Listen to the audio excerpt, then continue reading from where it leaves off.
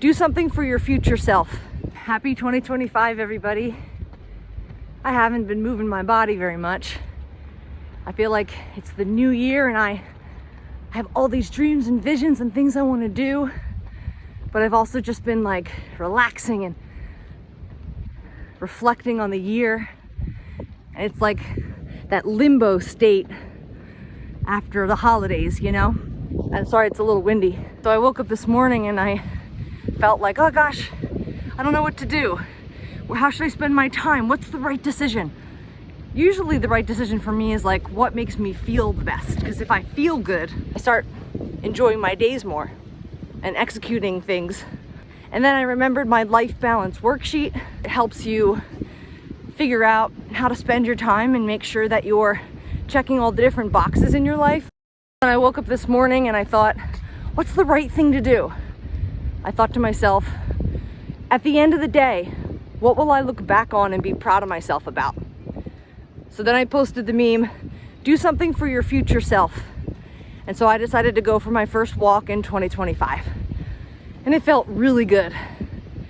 And now I've created some momentum and I've broken the ice a little bit. What are you doing?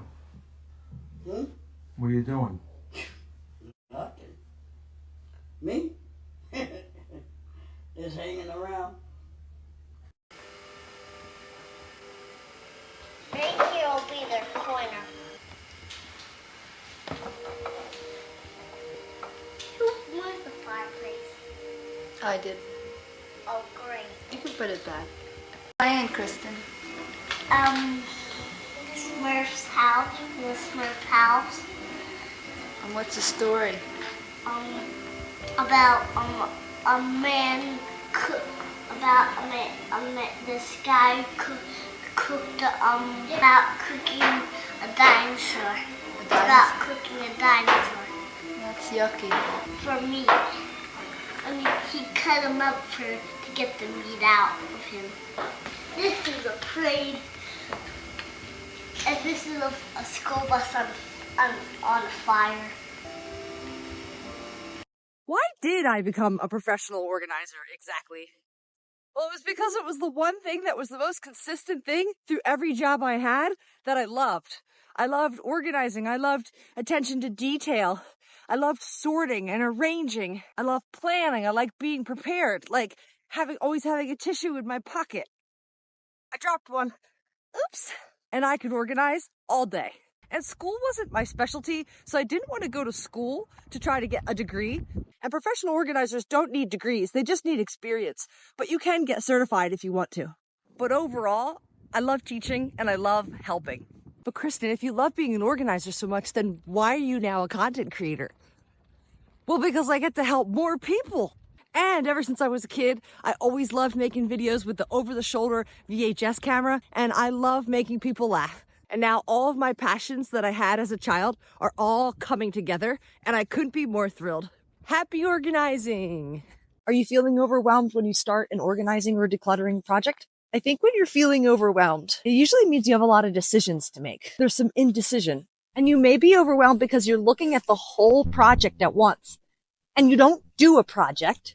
You do all the little tasks involved within the project. I find for me that any area that I feel overwhelmed in means I need more practice. Make those hard decisions, trial and error, make mistakes, learn from those decisions, but create a good experience overall. Now, that doesn't mean it's always going to be super fun and really exciting.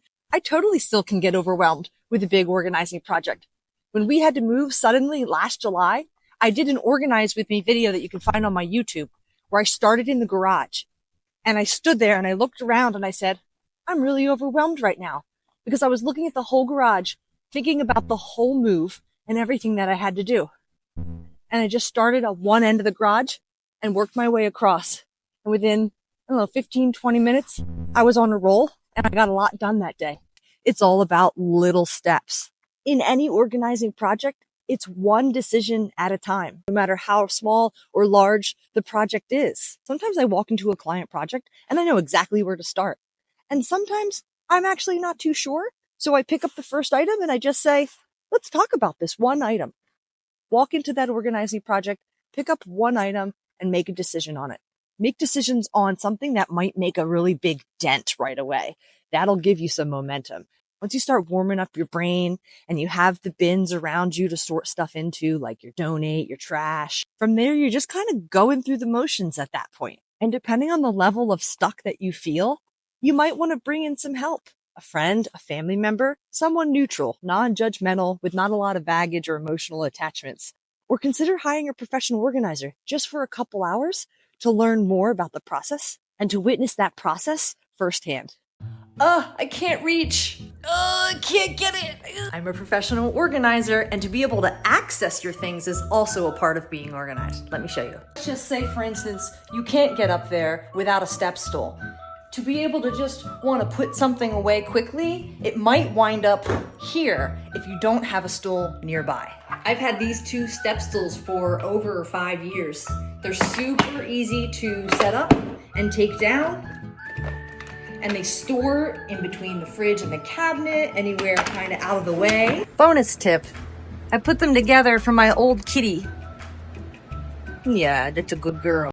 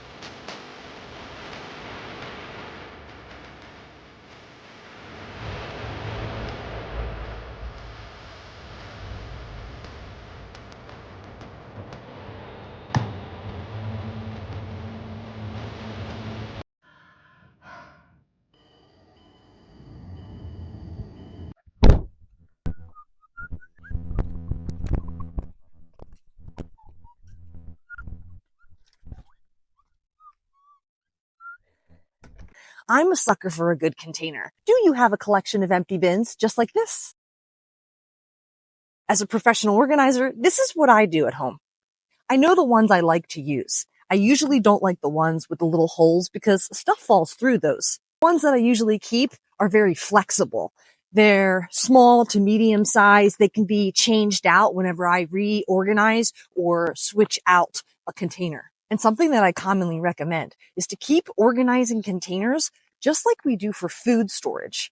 Because if you're reorganizing and shifting things around a lot, and you just have a little area of organizing bins that are just nested and stacked somewhere in your storage area, you can always interchange them. And if the bins can nest easily, that's a bonus. I don't want to be liable to say that you just want to keep collecting lots of bins. So just stick to one shelf or one area of just a small collection. I would eliminate the bins that are a weird shape or size that take up a lot of bulk in your storage space, especially if you haven't found a use for it yet. The rule that I keep for myself is if I can't think of an immediate use for it, I usually won't hold on to it. I would also eliminate any bins that have a very small, specific purpose, which means it's a bin that's just limited to a very small portion of organizing your home. That's versus just your regular generic bins that could hold anything from small to medium-sized items.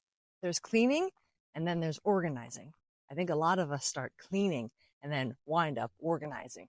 We all set off to start cleaning our homes and then start tidying up and then getting into a cabinet or a drawer somewhere. Now you're pulling stuff out of a drawer onto the floor and you're sorting it, but then you realize that drawer needs to be cleaned. So now you've gotten yourself into an organizing project and you've distracted yourself from cleaning. Cleaning specifically is removing dirt and dust and maybe some light tidying, which is just putting things away, versus organizing is creating systems, purging, decluttering, sorting like items, and setting up systems such as containers, cabinets, drawers, and bins in order to stay organized. If you do find yourself tidying a lot as you're cleaning, you may want to consider tidying before you start cleaning. That could save you some time. This was a friendly reminder to set aside some time just to organize. How do you organize? Do you maintain or do you overhaul? Maintaining is you already have a system in place and you don't let it get too out of control. You notice bins are starting to fill up, or you notice a shelf is getting full and might overflow soon. And so you stop and take the time to analyze that.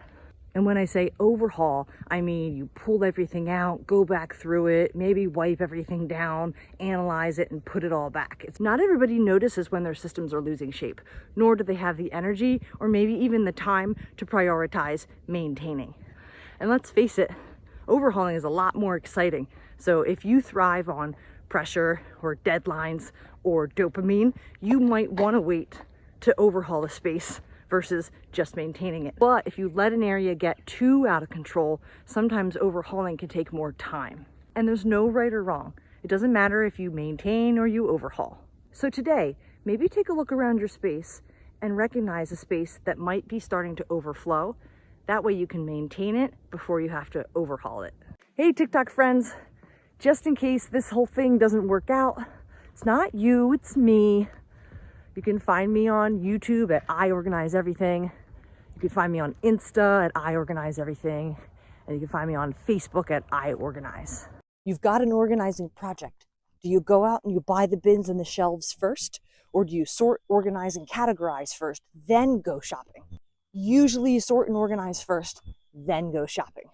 It's a rare case that you know exactly what you need.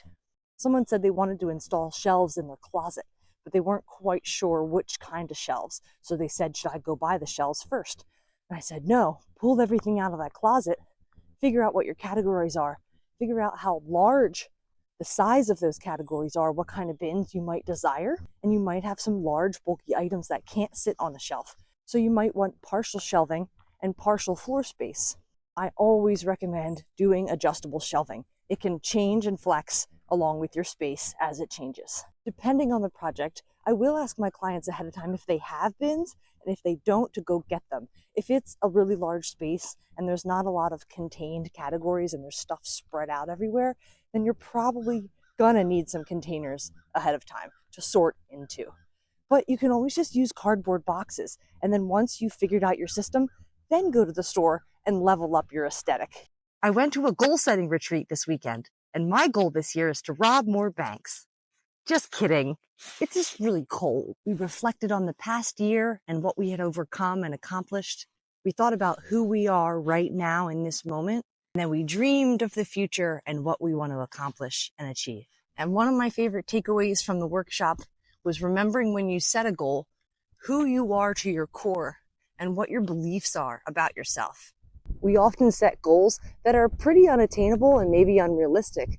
And then when we fail, we feel bad about ourselves. And that because it requires a drastic change from who you are now.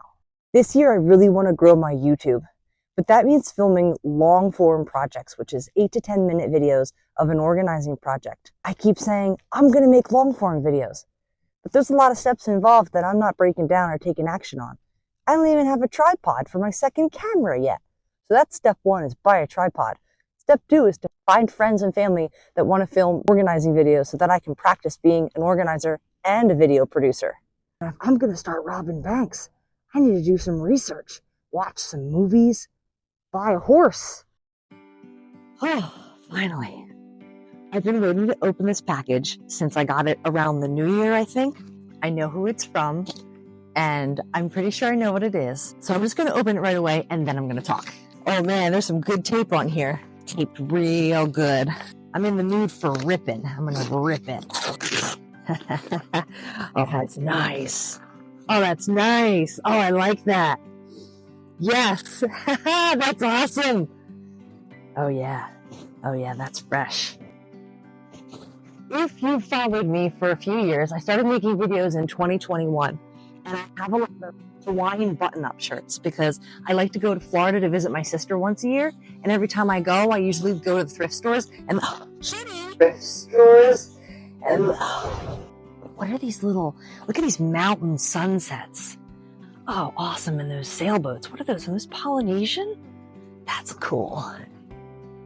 So anyway, I love getting tropical Hawaiian shirts to wear because it's just fun. And I don't have a lot of color in my wardrobe generally. I'm kind of a black, white, and gray kind of gal. And I always just love that you can throw on something like this and it immediately livens up your outfit. So this is awesome. Thank you so much, Diane. And I want to just talk about why it took me so long to get to this package. Lately, my life has been crazy, but life's been really exciting. I've been growing spiritually and personally in a crazy fast way, if that makes any sense. I've been growing really fast. So I'm dealing with a lot of new things coming at me. It's been somewhat overwhelming, but I'm learning how to manage it all. And so this has been sitting, and if I would have opened it before today, I would have not been fully present to look at it, feel it, appreciate it, and even remember what I'm doing. This was the first day that I felt like I could really sit here and enjoy the thought and effort that went into my friend getting this shirt for me. So thank you. I really, really appreciate it. And I can't wait to sport it in some future videos. Happy organizing. Mwah.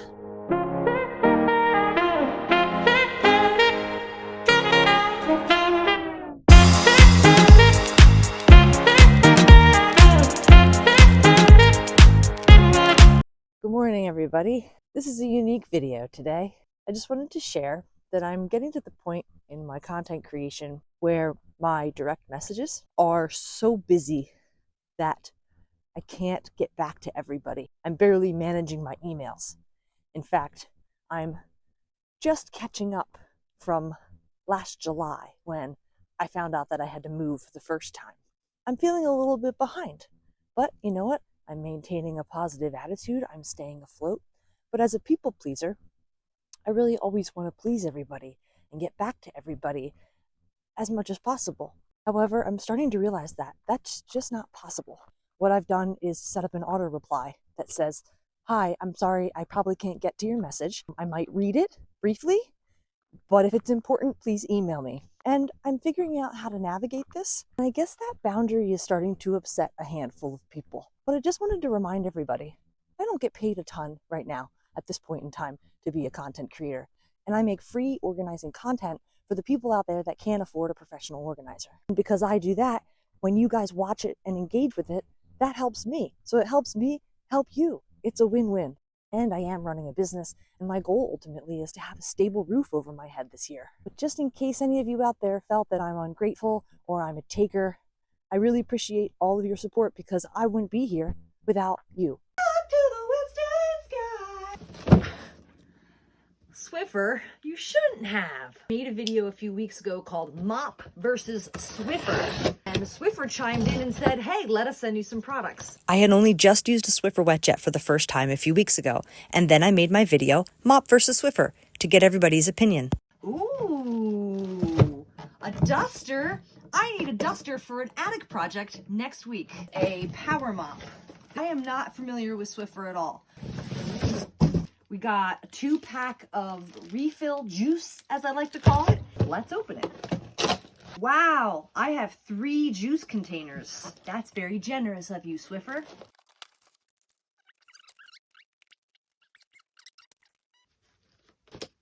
Snap. Ooh, okay, these look like disposable batteries. Oh, for the squirting. These look like they'll be more heavy duty than the other Swiffer mop heads. Do you pull these off? I have to read the instructions? What if my pet licks the floor? Nah, it's fine.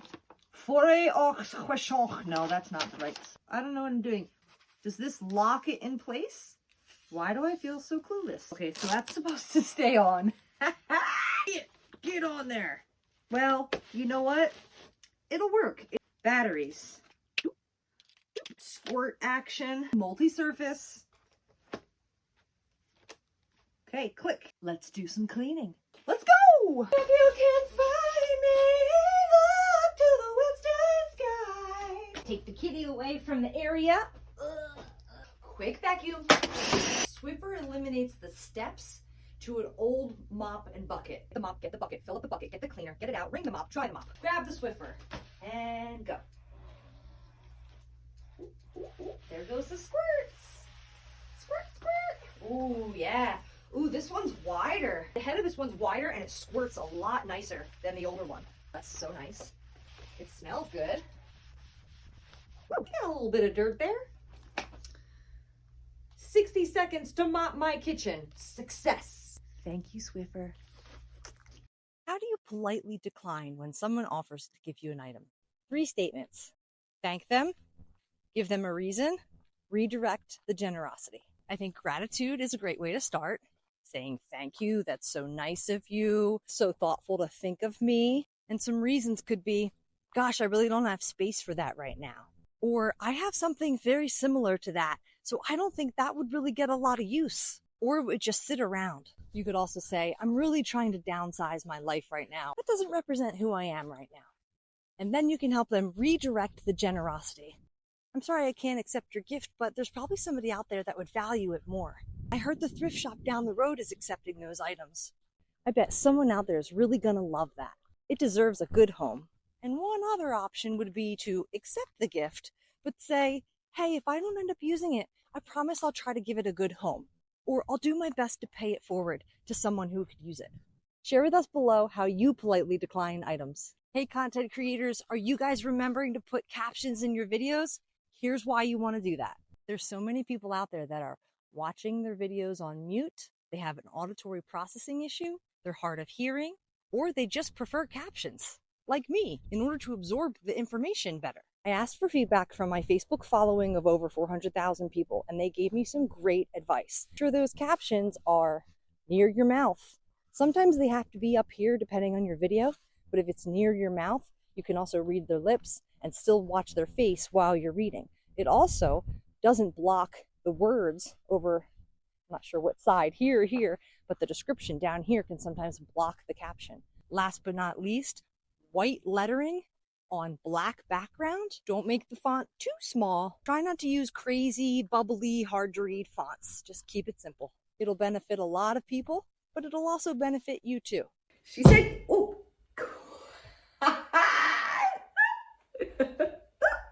Blooper.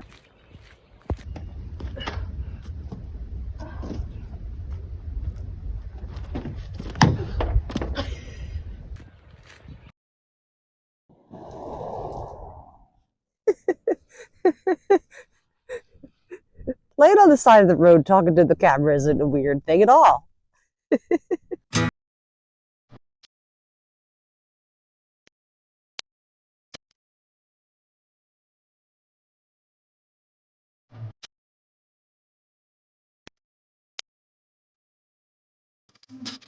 You're right. No is a complete sentence. Do you have a friend or family member that always wants to give you some of their stuff so that they don't have to get rid of it? They're trying to be thoughtful and think you actually want their stuff. I made a video about this a few days ago of how to politely decline those items, but I wanted to continue the conversation because I really liked the comments. Many people said, no is a complete sentence. And that is something that I'm working towards myself. And the video that I made are for those like me who aren't ready to say no just yet. Everybody is on their own journey. And here's why that's important. I am a sensitive person, and no sometimes feels like no. If saying no feels too blunt or too direct, you may have rejection sensitivities. Have gratitude, give a reason, and redirect the generosity. You feel like you're not being blunt or rejecting their offer, also being helpful, especially as a people pleaser, which you might be. I find that these lighter ways to say no are for maybe people like our grandmothers or people we know might be really sensitive to just hard no. So one of the examples was, thank you so much for thinking of me. That's really thoughtful. I'm really trying to downsize right now, and I don't like a lot of clutter in my house. I think somebody would value that item a lot more. Why don't you put it on your Buy Nothing Facebook page or donate it to that thrift shop down the road? And this gives you the opportunity to have these interactions without saying nothing at all. I'm a professional organizer, not a professional cleaner. I love to organize. It comes naturally, and I enjoy it very much. Cleaning, on the other hand, is a totally different story. Cleaning can overwhelm me. I'm not always in the mood, and I have no routine. I'm what you would call a reactionary cleaner. When I'm getting ready in the morning for the day, I notice the sink is messy, I clean it right then and there. Or after I use the toilet, I think, oh, this needs to be scrubbed. I'm going to do it right now. Or I come home at the end of a long day, look around the house and think, oh my gosh, I need to clean or I can't relax. Since I'm living in an Airbnb temporarily, We want to make sure that it's ready to rent as soon as we move out. I'm trying to keep it as clean as possible, just like when we moved in. And since the size of it is smaller than what we're used to, I thought this would be a good opportunity to give myself my own advice. One of the most common questions I get as a professional organizer is, where do I start? I'm overwhelmed. And my most common response? Break it down, start small, and make it fun. For me, starting small meant picking one room and sticking to it, staying focused and not getting distracted. Usually I'm a squirrel when I clean, and I fly all over the place. And because I never focus on just one area, I never get a deep clean like I want to. Some other advice I would give as a professional organizer is to have the right tools. The right tools can make a job so much easier. Before I started cleaning the bathroom, I tried to anticipate all the tools I was going to need for the job. Cleaning products, rags, brushes, and my vacuum. Years ago, I ordered a miscellaneous brush cleaning kit, and it's been so nice to do all different types of cleaning jobs. A good brush makes a job a lot easier. So I'm applying all my organizing advice to cleaning, and it's working out really well. But now I want to know, how long will it take me every time I want to clean? So I timed myself. This took me 30 minutes. So now I know when I want to deep clean the bathroom from top to bottom, it's going to be 30 minutes. But if I do it more often, it'll be less. I'm going to do this with the whole house, and then I'll know exactly how long it takes me to deep clean the whole house. If you want to watch me organize a space, you can go to my YouTube and check out my playlist, Organize with Me, where I organize all different types of spaces. Thanks for watching. Happy organizing. Every time I walk by this one house, the dogs always bark whenever I stop. You have a friend or family... Stop.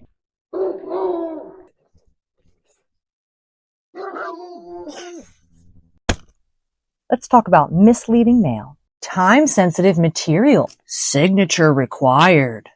My refund has been approved. All of this mail was either advertising or marketing. It was time-sensitive because they wanted you to donate. The signature was required because they wanted you to buy their life insurance. And yes, you can get a refund, but you have to jump through a bunch of hoops, and it takes a long time to get it. But how do you tell? Here's how. Check the return address. Look for legitimate senders, companies you're familiar of doing business with, versus red flag companies that might just say processing center or important information services, just very generic information. Scan for personalized information like your full name or account numbers versus things like current resident or homeowner.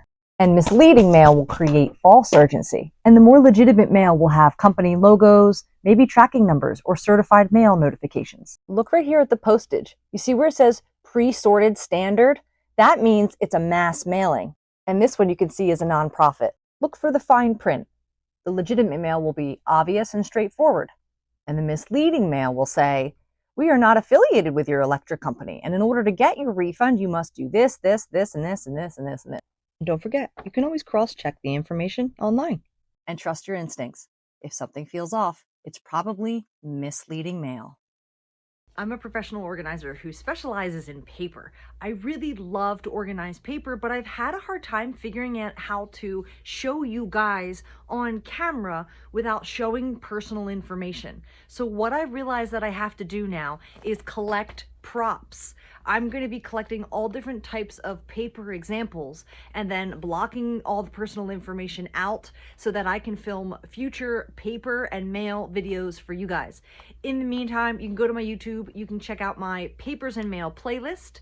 You can check out my Organize with Me where I process my desk area and my own personal inbox. You can also watch my Getting Things Done, the Art of Stress-Free Productivity video. That's about 11 minutes long, and it talks about how to handle active papers and reference papers. It's a way to look at your paper in a different way.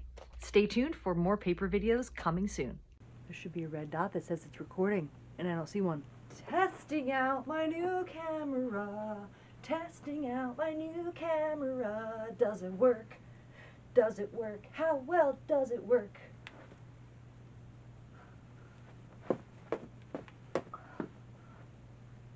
Yeah. Hi everybody, I'm celebrating 10,000 YouTube followers today.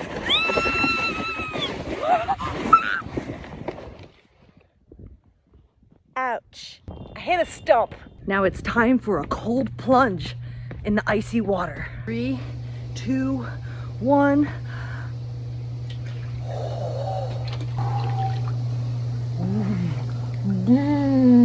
Thank you so much. I don't know where to put this bottle opener.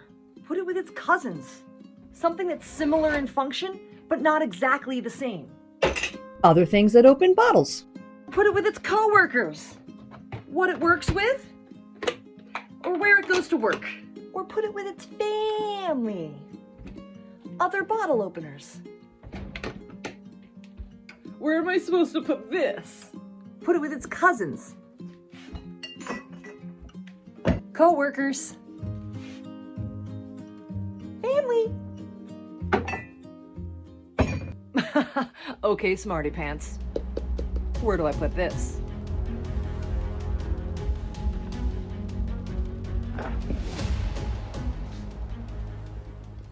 Try this. I made $500 on a photo. This one.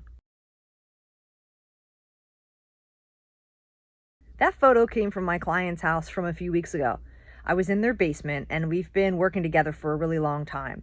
Their plan is to downsize slowly with the idea that they might be moving. So we were going through their utility shelves and I noticed a bunch of different parts to go to different things around the house. And I thought to myself, well, if they move, a lot of this stuff would probably stay behind with the house. And this other stuff they would move with. So as I found each part, I would ask them, would you move with this or would it stay behind with the house? Parts is a category that I've been identifying at clients' homes for years. And it's a category that we have a tendency to forget or not be able to identify. Parts to things wind up in different places around the house. Now, if you have a ton of parts, you might need to divide them into smaller categories. Do you have a parts box? Do you have a set of old encyclopedias or a bunch of old books? What do you do with them? Now, this is assuming that you don't want them, but you don't want to just throw them away. The first step is to find out, are they valuable and how old are they? Certain books have ISBN numbers that you can look up online to find their value. If you do end up finding that they're valuable, you can sell them to a collector, a used bookshop, or just sell them online. If they're newer, they're probably not as valuable or as rare. So then you'd have to see if your local library or thrift shop that accepts books would take them. Now, I haven't tried to donate encyclopedias in a while, but most of the time they weren't accepted in a lot of places because they're heavy and they take up a lot of space. And if none of this applies, throw it up on your Buy Nothing group or your Facebook Marketplace and see if there's anybody out there that could use them creatively. I knew a guy once that wanted to fill his home library with just older looking books. But there's people out there that use them for staging homes or theater productions. And lastly, if none of this is working, you can rip off the hardcover and recycle the paper.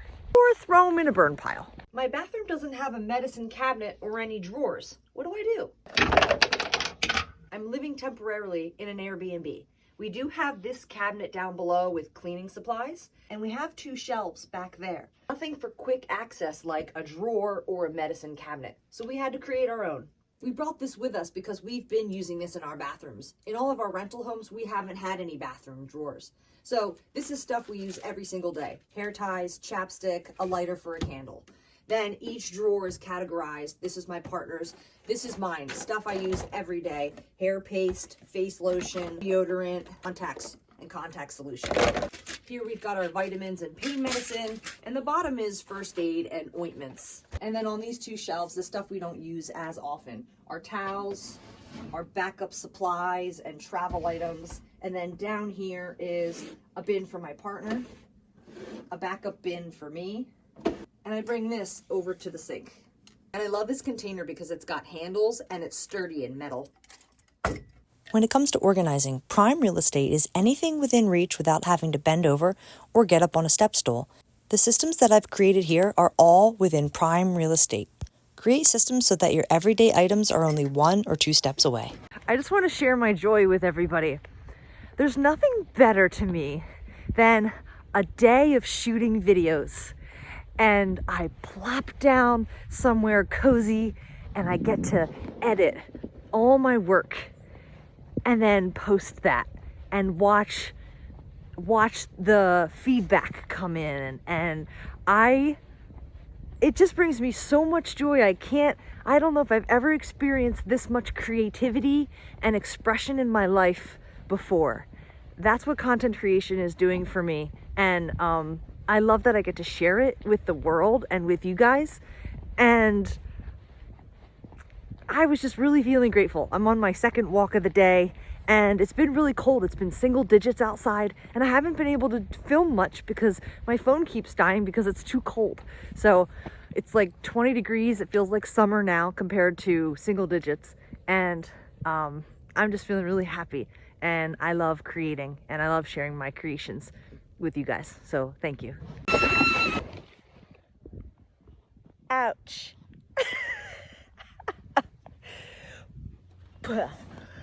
Thank you so much. I hit a stump. Put it with its coworkers. What it works with, or where it goes to work. Faster. Or put it with its coworkers. Ooh. Put it with its coworkers. Coworkers. Or put it with its coworkers. Where? Jeez. Put it with its coworkers. Try it again. Put it with its coworkers. What it works with? With its coworkers. What it works with? Or where it goes to work. With its cousins.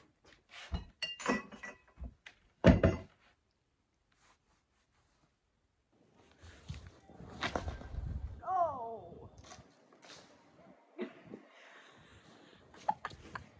Get the shot. Tell me it landed. It did.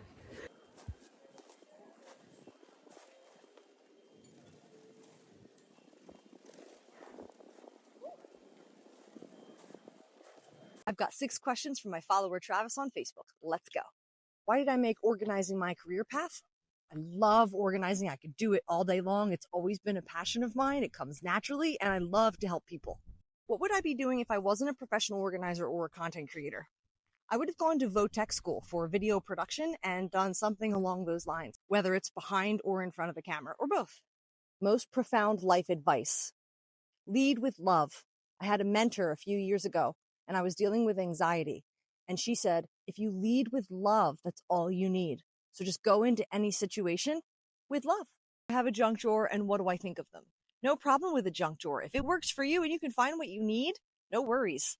I don't like a junk drawer. My brain really loves categorization. I like things to make sense and connect in a specific way, and it just scratches my brain. And that's just my preference. What are my thoughts on other cultures in proclivity to consumerism, consumption, and clutter? Well, I had to Google proclivity, and that's a tendency. Something I've learned as an expert is I don't always have the answers, and I don't think I'm in a position to speak enough about other cultures because I don't know enough about other cultures. What I do know is when it comes to decluttering and the status of our houses, there's no reason to judge anybody. The most important part of all of our homes is that they are safe for our mental and physical health. I'm a professional organizer who's experimenting with trying to be more of a minimalist, and here's why. Me and my partner are temporarily living in an Airbnb. Last year, we moved 3 times in 100 days due to some crazy circumstances. Moving got really old. We got sick of having stuff. 90% of our stuff is in storage, so we are living with about 10% of what we own. I feel like I've had to be more aggressive, kind of ruthless with what we feel we need to keep. I've made harder decisions, and I'm just trying to notice how it feels once those items have gone. And so far, it's been very liberating. And the reason I feel like I've had to be more aggressive is because we're living in a smaller space than we're used to. When you live small, it adds up quick and gets in the way. When you're living small, you don't have a lot of organizing real estate. You really have to prioritize what's important. So far, when I've gotten rid of something, or maybe the item is in storage, I think to myself, oh, that would have been convenient to have, but it's not that big of a deal and it's not the end of the world. And to be honest, there's always something else that I can generally use to replace that item. Every day I feel like a hawk or an eagle scanning my environment for how I can be more minimal.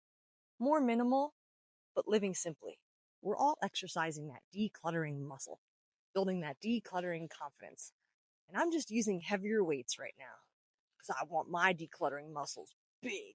Did you guys see how organized the Eagles were when they beat the Commanders yesterday? I'm pretty sure they followed my 4-step method. Purge, sort, contain, maintain. At the beginning of the season, they had all these players and all these coaches and different types of plays. What did they do? They purged. They got rid of what they didn't want so that they could organize what they had left. They probably did a little bit of sorting during that purging process, which means putting like players together to compare them to see which ones were their favorites. And they probably purged the players that were out of shape.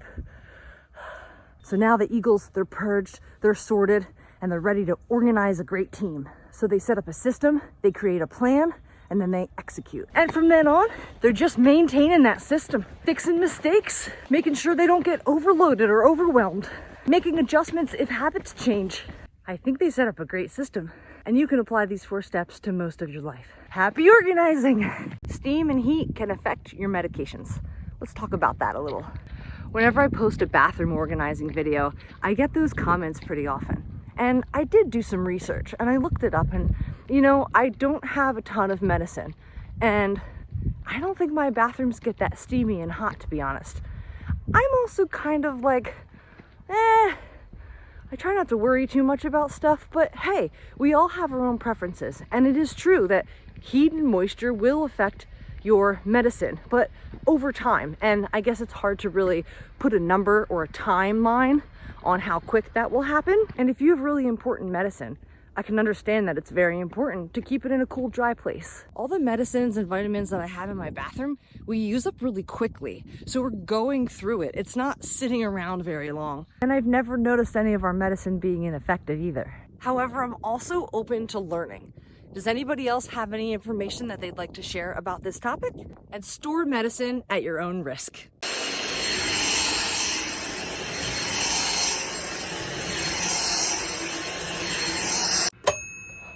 I'm in my parents' attic and I'm trying not to play with all my childhood toys. Remember this one? I'm helping my parents empty their attic, and my mom and I are gonna go through all of my old toys and memorabilia and baby clothes. Is there anything in the garage? Oh, no car. Well, Kristen, how do you stay in such good shape? Well, I'm a professional organizer. So, how does organizing keep you in shape? Well, attics, basements, garages. I'm up and down lots of stairs, and I'm always carrying stuff. Just the other day, I was in an attic, and I must have gone up and down those attic steps at least 30 times, maybe more. And I always have to remember to stretch. My mom saved some baby clothes. We've got about 2 tubs here of baby clothes. And I think the important thing to remember as a parent is that they're your memories. They're probably not your kids' memories. Because for me, I don't even remember wearing half of these, although I have seen myself in them in photos. And to me, I don't have any emotional attachment to them. But for my mom, they do. And they're not getting in the way of anything. And her and I will probably have a conversation about this when we go through some of this old stuff together. Some of the things that I'll suggest to her is maybe paring it down into one bin or keeping her favorite pieces. Sometimes if you let the baby clothes age too much, then they'll never get repurposed, and you may have a chance to donate them. I'm not going to pressure her to get rid of them. If she feels happy and she likes keeping them, then that's okay with her. I brought down old toys and memorabilia from the attic for my mom and I to go through. In the spring, we're going to be on camera together going through them. So stay tuned. Happy organizing. Look, it's my old dollhouse. I got it for Christmas when I was in kindergarten in 1988 or 89. Right here will be their corner. Looks like some mice have moved in, but my mom saved all the furniture, and I'm thinking, oh my gosh, wait a minute.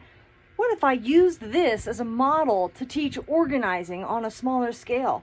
You know, you've got your little baskets to organize your little pots and pans. I don't know, it could work. And don't forget, little shelves and little drawers also are really good for organizing as well. Do you have a big, heavy, large tub in your home that you don't like to lug around? I recommend that you only ever keep large, heavy bins like this when they stay in place and you pull from them. I'm noticing here that my mom has memorabilia, and in order for her to go through it, she's gonna have to lift this and take this downstairs. So what I've done is I've divided it into smaller boxes so that it's easier to maintain.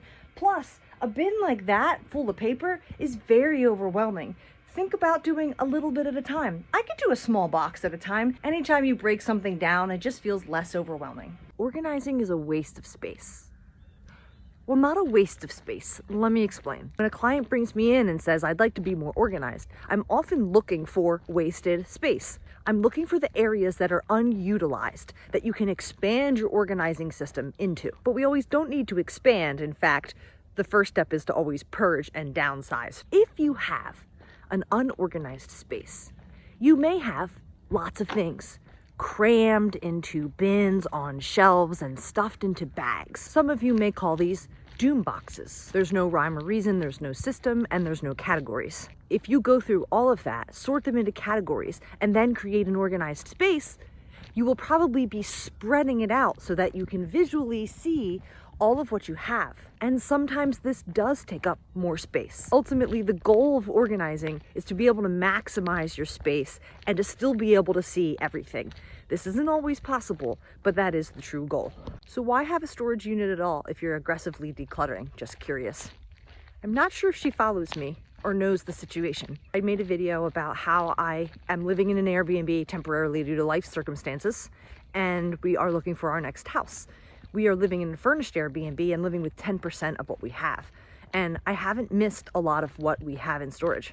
We did have to leave our last home very quickly, and there was mold in our situation as well, and damage. We actually did a 1-800-JUNK truck and got rid of a lot of our furniture. A lot of our stuff in storage is to furnish a home, kitchen items, useful, functional things. But there's a lot of other things that we could definitely downsize going forward. So this aggressive decluttering situation is new and it takes time. We go back to that storage unit and pluck out more donations and more trash. When we got our storage unit, we didn't know how long we would be utilizing it for, and it turned into a longer period of time than we realized. But when we get our new place, we don't want to have to rebuy everything in our household. Plus, we don't buy a lot of new stuff. We prefer buying used or secondhand things. And what's crazy is that this unfortunate circumstance has brought a lot of blessings upon us. And it's taught us a lot of what we can live without. We're also very tired of moving. And a lot of you know when you move, it really makes you take a hard look at what you own. This is for any of you who felt challenged getting out of bed today, or felt unmotivated to do the thing that you know was good for you. I've been waking up every morning for the last 3 weeks and going on a walk right away. And this morning, it was really hard. It was extra hard. I think you can see it in my eyes. And I'm not really quite sure why, to be honest. But I gave myself some grace. I allowed myself to rest. And I promised my future self that I would get out the door a little bit later. And here I am. I'm doing it. I'm outside. I threw on my clothes and just got out the door. It's late morning, but that's okay. Rather than quitting and not doing it, I realized that if you have a fallback routine on your ideal routine, it keeps you consistent. And that's one of the biggest things that I'm trying to learn this year is routine. A better routine for myself on the things that matter, which is physical and mental health. I'm really good at my routine with my business and my content, and everything else, there's no routine. So I'll be sharing with you this year things that I'm learning about how to implement routine on your own. And in the past, because I had no routine, I might just not even go out the door. And I know that if I don't move my body, my mental health will continue to decline. Even if this slow-paced, trudging walk isn't ideal, it's still a win.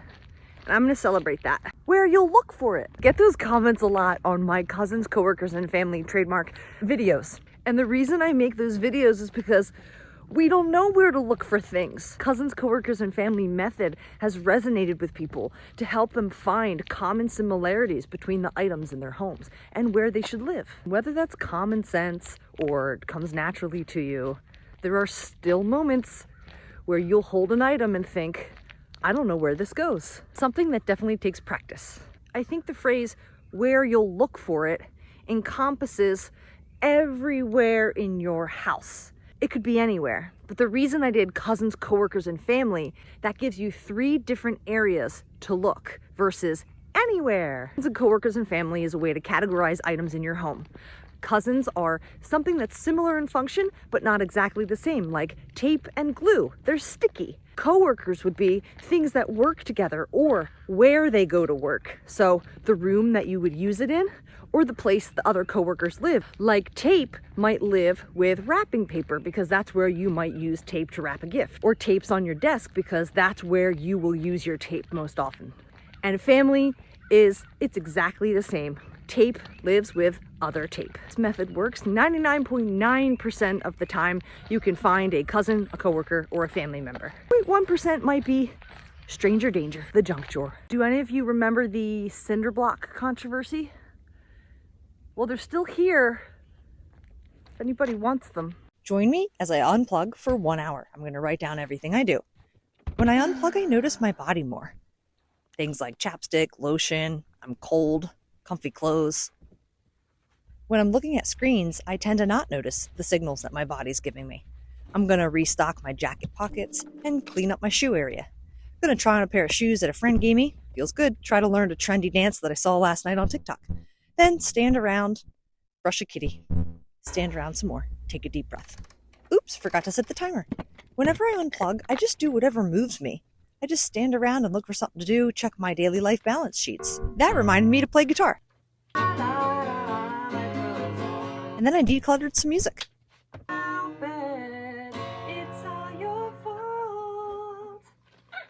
Try to reach my daily water intake goals. Then I realized my body was stiff and I felt pretty tired. A nice little stretch felt really good. Come here. Yes, he will. Oh. And now that I'm watching this, I think I need to go to bed early tonight. Unplugging helps me to be more present. And I wish this was my default mode, but it's not. My screen time is now my default mode. I've just been very aware that over the years, slowly, I depend on my phone a lot more than I need to. So unplugging has been very beneficial. I hope it is for you too. Try unplugging sometime. Just finished doing a Yoga Nidra. Yoga Nidra is a guided meditation. It helps you reset your nervous system. It helps you scan your body and just bring awareness to the present moment. And it took me a long time to get here. It took me a long time to value slowing down, even if it's just 10 minutes. My nervous system was always so overwhelmed for so many years.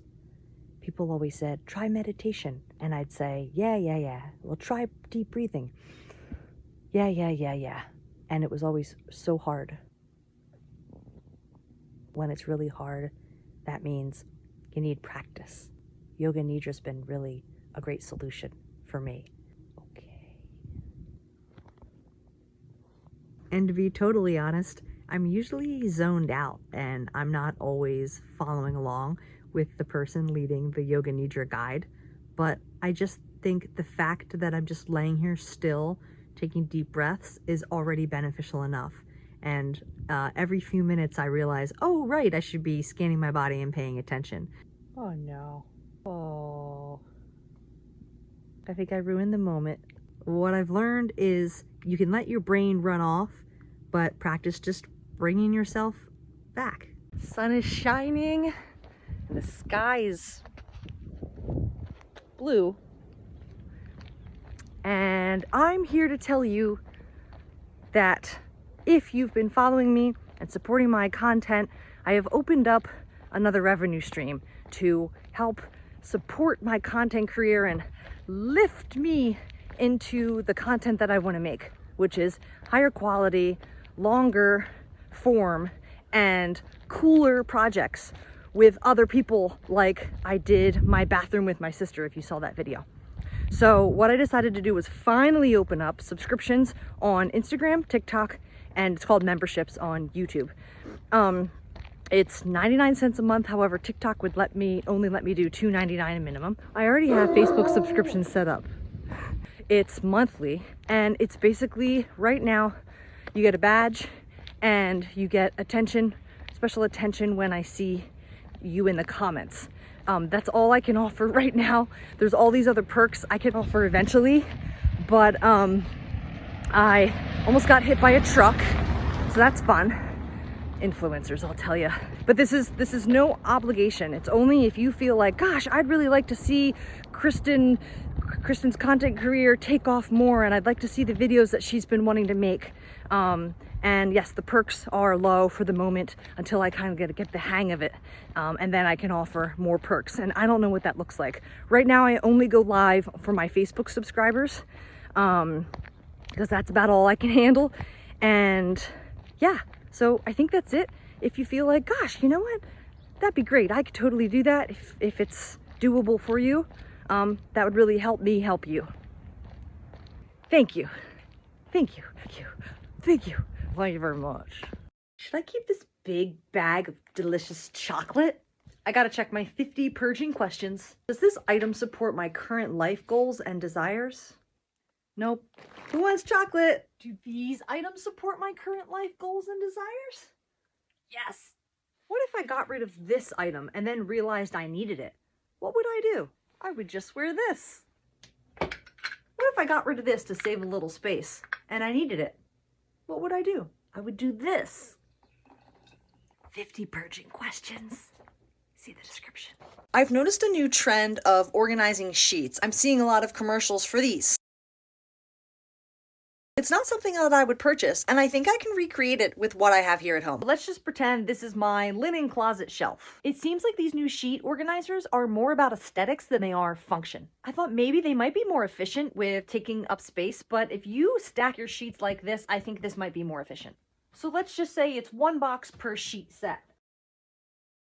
I have one more set on the bed. Let's just pretend it goes in this. I think it still takes up about the same amount of space. Let's try to make it prettier. I just grabbed some Christmas paper and put it on the front of each box. Those sheet organizers have handles. If you're pulling a cardboard box in and out, you might want to reinforce the corners with some packing tape.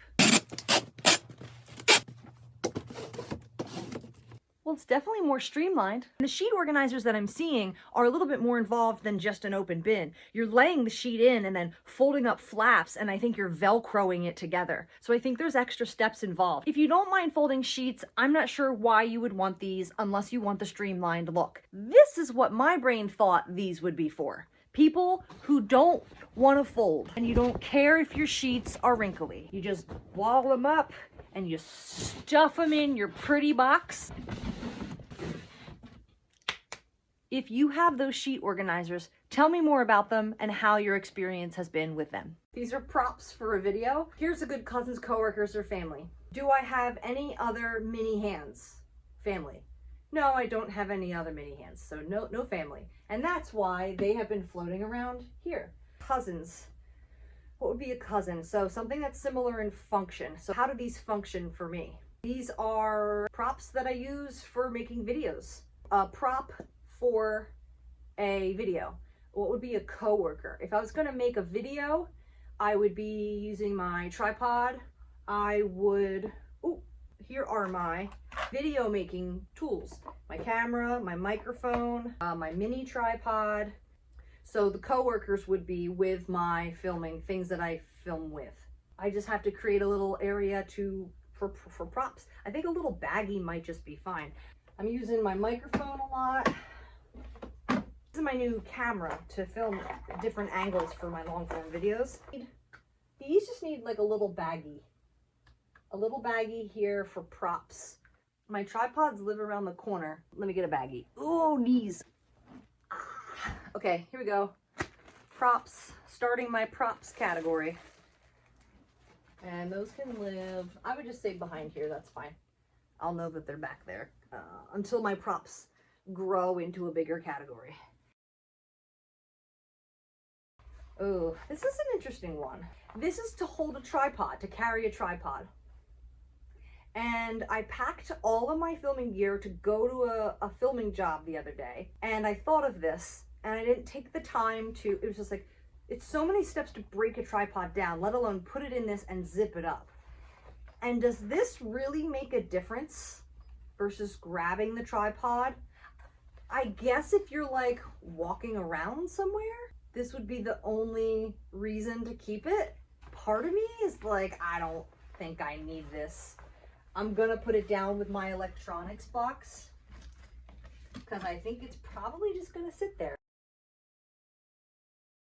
I have this little container here that sits up high when I don't feel like taking the time to open this mic box, which I highly value because of these styrofoam forms where they tuck in and stay nice. Now that I'm doing this, I'm thinking I probably don't need to be this thorough, but there's something about putting it away real nice that makes me really happy. So anyway, that's the ideal. Talking about ideal. My fallback plan is if I've got the mics, I throw them in this little thing right up here with my chapsticks and a lighter. Oh, there's a carabiner here. Can't have too many carabiners. I just dismantled my whole control area / desk space for the moment. I have to put everything back. I have been a little frustrated with how congested this corner has been, but also because I'm kind of just living out of this corner as an office, and it's been a challenge to say the least. So all of this stuff is going back around the corner to where it lives. Relocate. I had these boxes staged here to do this video, so now that I'm done, I don't have to keep staring at these boxes, and these get recycled out the door that way. Relocate. I'm going to give this shelf a quick wipe. This would be considered an overhaul versus maintaining. And I'm overhauling because this system is new and also temporary and also very challenging to run a business and be a content creator from a corner of an Airbnb. So I've been really creative, and this area has just kind of slowly started growing over time. So I'm just going to make some good decisions here and finally get this space feeling a lot lighter. Relocate around the corner. I would say my inbox here is the most important part of this corner. It's where I place any new incoming items, mostly paper, but if it's like little stuff that I have to handle, that's what will go in there. And gosh, let's start ideal. Whenever I do an organizing project and we're putting things back, I say, let's give it space to breathe, and let's lay things out in a way that feels really nice, and then see what's left and see if it's worth cramming it in. I don't think this is going to work for me because I have to maximize every inch right now with how I'm living out of this corner, but that feels nice. I would love to be able to keep that way. That goes in my inbox to remind me to do that. Start with the biggest things first. This is the only filing system I have. It's heavy and I don't go into it too much. Pretty bulky, so I like it down here. Oh, these shelves are adjustable, and I've been kind of wanting to adjust them. I think it's time to do that. Anytime you have the opportunity to have adjustable shelving, no matter what you're working with, whether it's a piece of furniture or you're installing cabinets, always go for the adjustable shelves, because the adjustable shelves can adjust as your space adjusts. Oh, that's great. Yay! Oh my gosh, I gained some space. Well, I need something to hold that up. I ripped the lid off that because I didn't like the extra steps it took to undo the tie and lift the flap. I just want to be able to get right in there, which sometimes makes it a little wobbly. This here is like notepads, stamps, sticky notes. We are going to this pretty often for like little notepads. It's minor as far as the details. Oh, there's my business cards. It's funny, it blended in. When something's really busy and you've got a lot going on, things can blend in a lot. So I try not to let things get too busy, and these just were not sticking out to me. So I'm going to relocate these to somewhere where I will remember. So these go up here. This is something we're using every single day. Ends up there with the sticky notes and the notepads. Coworkers. The business cards I'm going to relocate where I use them. Coworkers is where it goes to work, and that would be in my travel bag on the road. That's when I hand these out. Relocate. Next largest item is this basket.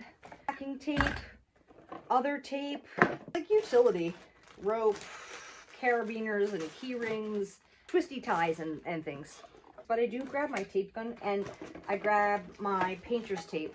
I don't know where that's gonna go. I do grab my little painter's tape a lot, and that's right there. So that's good for now. We'll see where that can fit. Oh, I'm so glad I adjusted these shelves.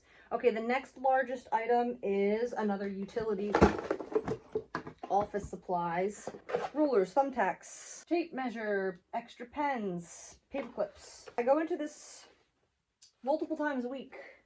The most commonly used stuff up here and the least stuff down below. Next largest. Starting with the largest stuff because that takes up the most space, and then you squeeze the little things in and around the large things. This is my like electronics, wires. Gosh, I miss my desk. I miss just having a drawer. Not really go into this too much. We're gonna just put it down there. This is easy. This is a cleaning list that I like to write down. Usually put it up here and I just lean it. Once upon a time, this was a large change bin. We are not collecting that much change. I do have a coin collection, and I like to go through my coins, but I think this should go to our storage unit because I don't have a use for this right now. And I think I just stuck it here and then started throwing coins into it when I have another coin bin that's more realistic. Relocate to storage. Perfect. This is more like it. That's nice there. These are props for a video. Here's a good cousins, coworkers, or family. Do I have any other mini hands? Family. No, I don't have any other mini hands, so no family. And that's why they have been floating around here. Cousins. What would be a cousin? So something that's similar in function. So what are these, how do these function for me? These are props that I use for making videos. A prop for a video. What would be a coworker? If I was gonna make a video, I would be using my tripod. Here are my video making tools. My camera, my microphone, my mini tripod. Coworkers would be with my filming, things that I film with. I just have to create a little area for props. I think a little baggie might just be fine. I have this little container here that sits up high, and when I don't feel like taking the time to open this mic box, which I highly value because of these forms, although these these styrofoam forms where they tuck in and stay nice. Now that I'm doing this, I'm thinking, I probably don't need to be this thorough, but there's something about putting it away real nice that makes me really happy. So anyway, that's the ideal, talking about ideal. My fallback plan is if I've got the mics, I throw them in this little thing right up here with my chapsticks and a lighter. I'm going to my filming equipment way more than some of this other stuff. I think this might live down here. I like this to hold up my accordion folder. I'm using my microphone a lot. And here's another thing I'm really like taking the time to put away, and it's probably a little unrealistic, but it's just to save space for now because of my situation. This is my new camera to film different angles for my long form videos, and it's kind of like tough to like get it all in there. I'm gonna have to switch this up, but for now it saves space and it's condensed, so there's that. I used to use this for my desk, like when I would have phone calls, Zoom calls. This would sit on my desk in the future. I just don't have that, and so I have no need for it here. I'm gonna send it to storage. I like to prop my phone up on it next to my computer. Ooh, this is an interesting one. This is to hold a tripod, to carry a tripod. And I packed all of my filming gear to go to a filming job the other day. And I thought of this, and I didn't take the time to, it was just like, it's so many steps to break a tripod down, let alone put it in this and zip it up. And does this really make a difference versus grabbing the tripod? I guess if you're like walking around somewhere, this would be the only reason to keep it. Part of me is like, I don't think I need this. I'm gonna put it down with my electronics box. It's probably just gonna sit there. These just need like a little baggie. Okay, here we go. Props, starting my props category. This can live, I would just say behind here, that's fine. Until my props grow into a bigger category. Next, we've got books to read. Trying and learning how to read more books. Oh, do you know about this? How to organize everything. It's a guide, a manual of the foundation of how to organize. 4 steps: purge, sort, contain, and maintain. I wrote it. You can get it on Amazon, print and ebook, and you can get it on my Gumroad Shop, ebook and audiobook. I think these need to stay safer in my folder here under content, because I also use these for props in my videos. I already read this book. It needs to be taped. If it takes less than 2 minutes, just do it. I don't keep a lot of books, but this is a book that I would keep. It's called Outdoors in Bucks. Way too many books. I don't love this feeling, but I do want to read them. I would love to make them more aesthetic, like stacked pretty. It makes me happy. I had them turned the other way to save space. So the goal is that I don't have a stack of books to read, and that I am reading the book that I am reading, and then I get the new one, or at least have like one queued up. Okay, this is trash over there. Okay, we're getting down to the end here. This was another little jar of box cutters when your packages come in. Let's do this. Change, box cutters, that. These were sitting in my inbox. Oh, look at that, 50 purging questions. The ultimate guide to decluttering. You can find that on my Gumroad shop if you want help with asking yourself questions in order to declutter. There's more to it than just questions. This is not mine. This is for my partner. I have my drill from storage, and I am in the middle of some projects, and for lack of a space, I've just been keeping it sitting here. Let me see what happens at the end. I'm gonna keep this, set this aside. This kind of takes up space. This is legal stuff. A legal project. If you know, you know. This is my tax binder for taxes. This is for taxes coming up, taxes to do. I feel like this should get clipped and put into my inbox because it's active. But this will go, I have, this drawer is my active, ongoing. There we go. Okay, legal and taxes. See that we can't do that, so that's just gonna have to go like this. Our dictionary. That's a book. That can go underneath. Will it fit? Everything fit? Oh, no, it won't. Looks like I gotta finish my book so I can read the next one. Here we go. Okay, that goes back up. Oh, it's coming along nicely. Last but not least, way too many notebooks. Keep notepads in my work bag, toolbox, and here. I don't need all these here. So let's just do one of each. Aggressive decluttering. Aggressive decluttering. I don't know. It's not just me that needs these. That can go back there. This can go up here. If it can fit into a system that already exists, it's getting a little busy up there. It's fine. I'm doing my best. If I could put 2 notebooks just under here right there. And then, I mean, I'm not going to put anything there anyway, so I'm going to send all of these to storage. Oh, one of these. No, I don't prioritize these. Nope, storage. Just my drill. Just going to sit out for the weekend. I'm going to finish the project, and then this drill will go on the shelf with the tools. That feels much better. I've got a little space for things to breathe. I could center those if I wanted to. I could even push that up and hold that up like that. Could pull this over.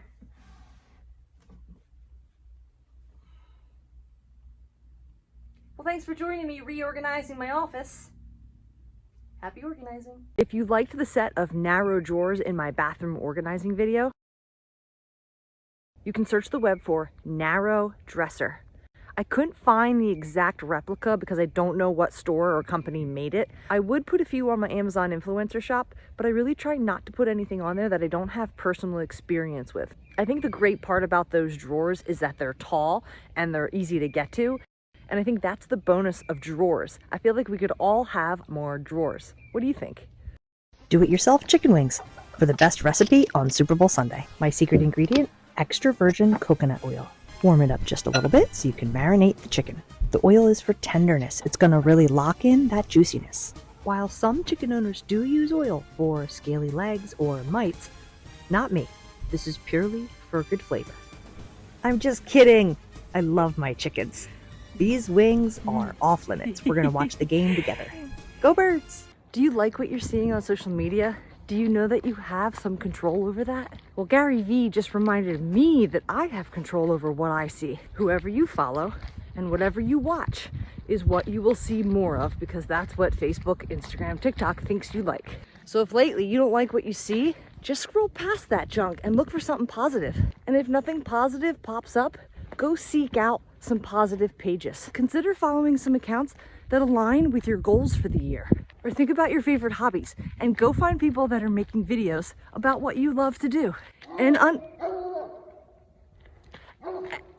unfollow the ones that don't make you feel good. Do you like sorting and organizing? I'm going to tell you why.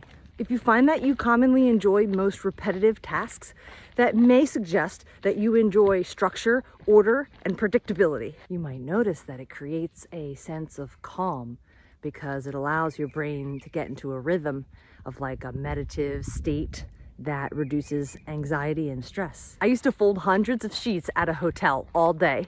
I used to count hundreds of pieces of inventory as a warehouse manager. And now as a professional organizer, I'm always sorting things. And the repetitive nature of these things create a sense of accomplishment and control, especially if you're feeling stressed or chaotic. It's similar to those who find knitting and coloring and doing jigsaw puzzles relaxing and soothing. But isn't it interesting about dishes and laundry? They feel like they're never quite done. So it's just not quite as satisfying. If you're a content creator, consider documenting your progress. Whether you're just starting out or you're already launched into your content career, consider making video journals. I started making video journals when I first started my content, and I'm so grateful that I did that because I never thought I would share it with anybody, but I have hours and hours of footage of me just talking about my journey. How much did I make in the first year? What kind of videos am I trying to put out? What I'm learning? How did I get monetized? And I'm so excited because I'm going to release episodes, 8 to 10 minute episodes every so often, starting from the very beginning in 2021. However, I didn't start actually talking to the camera maybe until 2022. The first year of my content was very sporadic. 2022 is when I really hit the ground running and became serious. I started making my goal thermometers and filling those in every time I would record and talking about the ins and outs, ups and downs of content creation. Something I wish I would have done that I'm just starting to do is have some type of template when you do film yourself. Hey, this is the date. These are the milestones that I've hit this week. This is the income that I've made this month. What am I focused on? What am I excited for? What did I learn this week? And now when I film, I'll have the same format. So when it comes time to edit, it'll be a lot easier. Hi, I'm a professional organizing influencer with over 685,000 followers across 4 platforms. I'm looking for a brand deal. However, I don't really want to partner with the Container Store or Target. How about a dumpster company? I learned to work smarter and not harder, and 5 years later became a professional organizer. I worked for Bed Bath & Beyond as a temp employee. I had never worked retail, and I loved it. It was 2005, and I was 20-nothing. I was working on putting a cart of merchandise away, and I was taking it from the cart over to the ladder and putting it up high. And I'll never forget my manager, Carly, comes by, grabs the cart, and rolls it over next to the ladder and goes, "Work smarter, not harder." And I just don't know why I didn't think of that. And since that day, I always tried to analyze how could we work smarter and not harder. I mean, if we wanted to be really efficient, Carly could have stayed and handed me those items, but she was probably busy, and we all know retail. You work like 5 people's jobs in one. Don't miss that. Do you want to give your partner a great gift? Give them the freedom to be able to declutter, even if it was a gift from you. Now, it's hard for me to speak for every situation out there, but here's a great example of what I mean. This Christmas, I replaced my partner's Aquarius vintage mug because I had chipped it. But then you know what happened? Someone gave her a really special gift as a thank you. I mean, look at this. Come on. And as she opened it, I thought to myself, what a big difference between this dark, broody Aquarius mug and this fun, bright sunshine mug.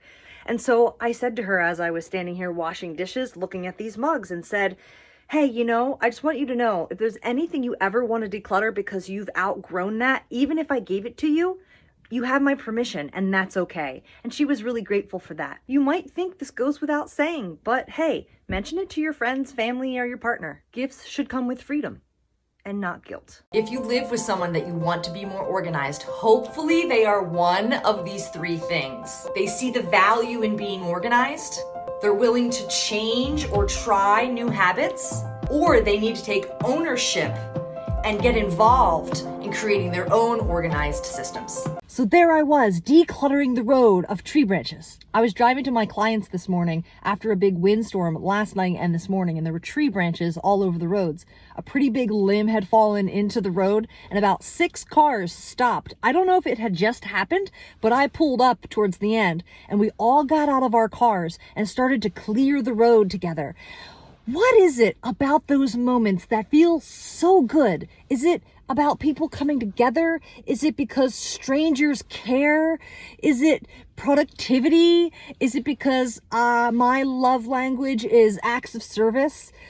It just felt so good. Like, I just felt so wonderful after that. And we all cleaned up, and then I didn't even look up at anybody. I was so busy getting all the limbs away, and it was very exciting. And then one gentleman said, safe travels. And I said, you too, but never made eye contact.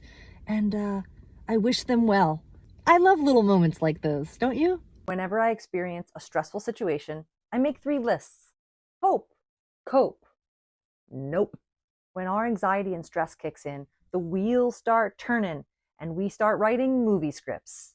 And these movie scripts are not always logical or truthful. So let's organize those thoughts. You're going to take all those different thoughts and you're going to place them on the appropriate list. The thoughts that you put on the hope list are positive statements, reassurance, encouragement, uplifting, grounding, and supportive thoughts. The thoughts that go on the cope list are logical truths, reality checks, facts, options, resources, and solutions. And thoughts that go on the nope list are fears, worst case scenarios, worries, and movie scripts. Movie scripts are the scenarios that we make up in our heads. And after you write them down, they lose their power. Most of the time, I stick to the hope list. And when I need some logical reassurance, I go to the cope list. And I'll tell you, I rarely revisit the nope list. So if your mind is racing, this might be the clarity and the calm that you need. If you struggle with routines, here's a game changer. There's a certain time of day where you have to stop anything new. Create a cutoff point. For me, it's about 3 or 4 o'clock where the day starts winding down and I've got nightly routines to handle. And if I start something new and other things pop up, I get thrown off and my evening is delayed. So make a mental note of what time is a good cutoff point. Start wrapping things up so you can give yourself space to close the day smoothly. If you have a hard time letting go of stuff, let me paint you a little picture. If you have a tendency to have fear or worry about letting go of stuff, the goal is to create some positive momentum. If you can create even just the smallest speck of positive momentum, good feelings around decluttering and organizing, you've already gotten started and you're on your way. Even if it's just a t-shirt or a couple t-shirts. Sometimes it's just about breaking the ice. Ow. No matter how large or small, it's the fact that you did it and you're moving forward in a positive direction. Those little moments start to stack and add up, and then that will tip the scales, hopefully. Positive experiences start to outweigh the bad. One decision is better than none. As I like to say, build that decluttering confidence and strengthen those decluttering muscles so you can let go and experience a clutter-free life. Hooray! I know you want to donate those clothes, but they've got rips, stains, holes, pet hair, and strong odors. Cut them up and use them as rags in your garage or around your house. Find a textile recycling place in your area, put them in the trash, and if you're in the country, toss them in the burn pile. I quit. I can't do content creation anymore. I can't make organizing videos. We have an egg empire to organize. There's gold yolks in here. Maybe a few more videos, but only until I make my egg fortune. Why is organizing so hard? Because you don't just do organizing, just like you don't just do a project. You do all the steps that are involved. If organizing has commonly been a struggle for you, try to stop looking at it as a single task and more of a multi-step process. Break it down. The foundation to any organizing project is to purge, sort, contain, and maintain. You want to organize your clothing closet. First task, purge. Go through your clothes, decide what stays and what goes. Next step is sorting. You're going to sort the ones you keep by color, by size, or how often you wear them. Then contain. That's figuring out where things will live so you can easily find them and put them away. And lastly, maintain. That's setting up a system so that you don't fall back into chaos. So if organizing feels overwhelming, it's not because you're bad at it, you're just skipping the breakdown. If you struggle with routine, are you focusing at the right times? If you have tasks that require a lot of focus, what time of the day are you doing them? I'm so locked in the mornings, but when the afternoon starts to hit, I start losing energy and I get really distracted. Hi, Birdie. So handle those high focus tasks before you lose focus. I don't want to work out. And this is why I've never been consistent until now. I turn on the TV, I put on my favorite workout YouTuber, and I follow the directions. I've been doing this for 50 days so far, and it's the most consistent I've ever been. My goal this year is to build muscle and stay consistent with cardio. I do 2 45-minute workouts every day, and my goal is 75 days. Having the equipment nearby makes it a lot easier too. What I've realized is when I start resisting the idea of working out, I have to have something easy and ready to go, no decisions. I think that's what keeps us from action, is deciding on what we want to do. Whenever I start resisting, I start procrastinating, and that doesn't feel good. So now, whenever I feel that resistance, I turn on the TV and I follow the directions, and I end up having a great workout.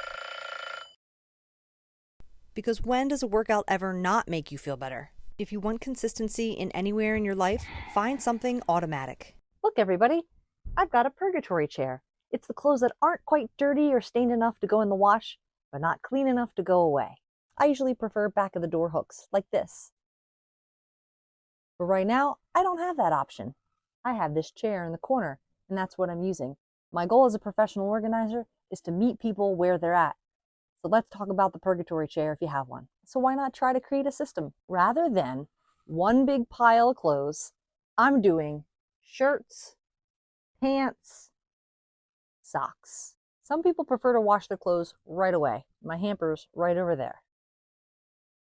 But right now, I'm living with about 10 days worth of clothes. So if I did that, I'd be washing my clothes nonstop. But with any systems comes rules. How to maintain this chair without it overflowing. At the end of every week, by the weekend, it all comes off, gets washed, and I start fresh for the week.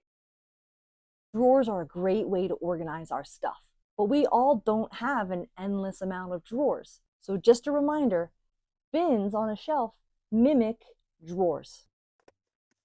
So the next time you're thinking, gosh, I really wish I had a drawer to organize all these things, find an empty shelf and some bins and mimic a set of drawers.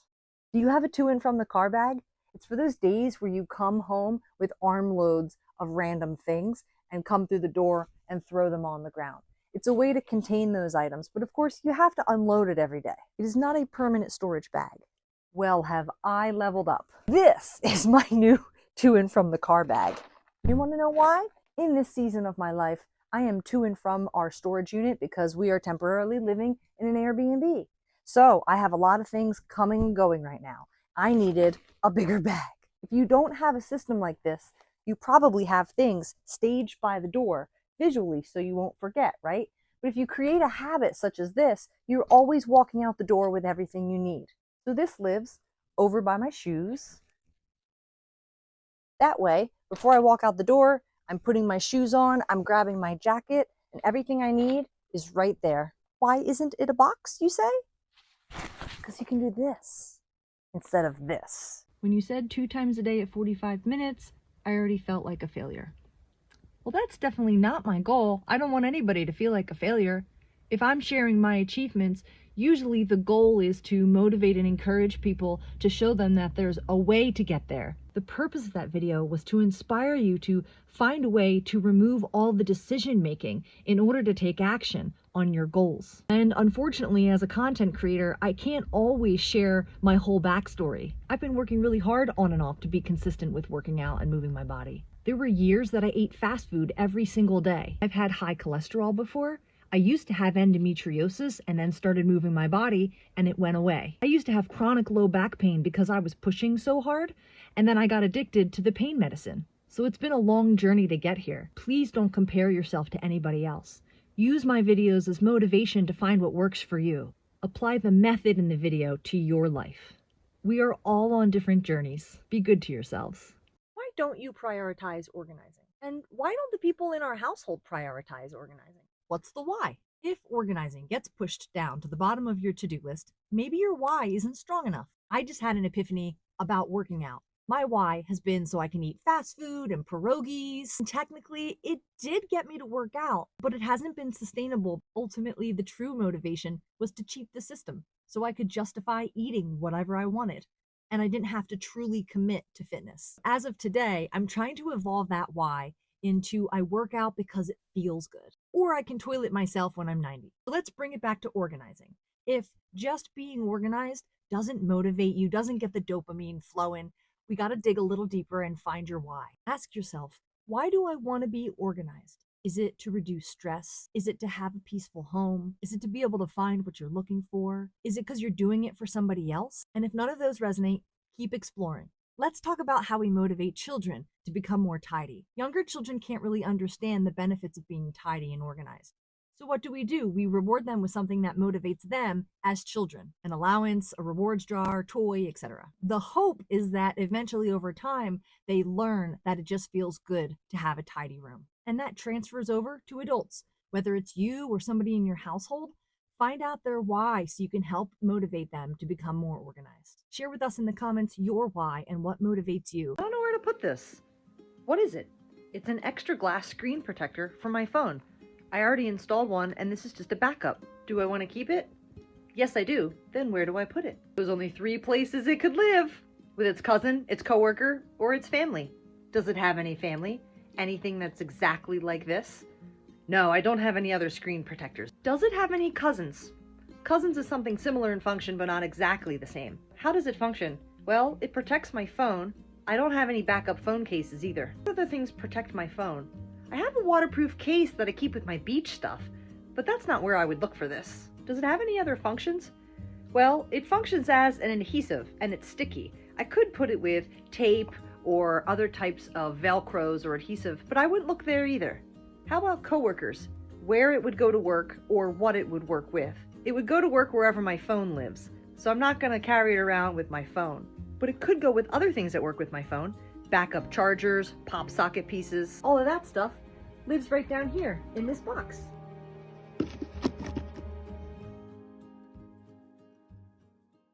Hey, guess what? I'm celebrating a milestone today. February of 2025 is my best month of content creation income. It's happening. I've been patient.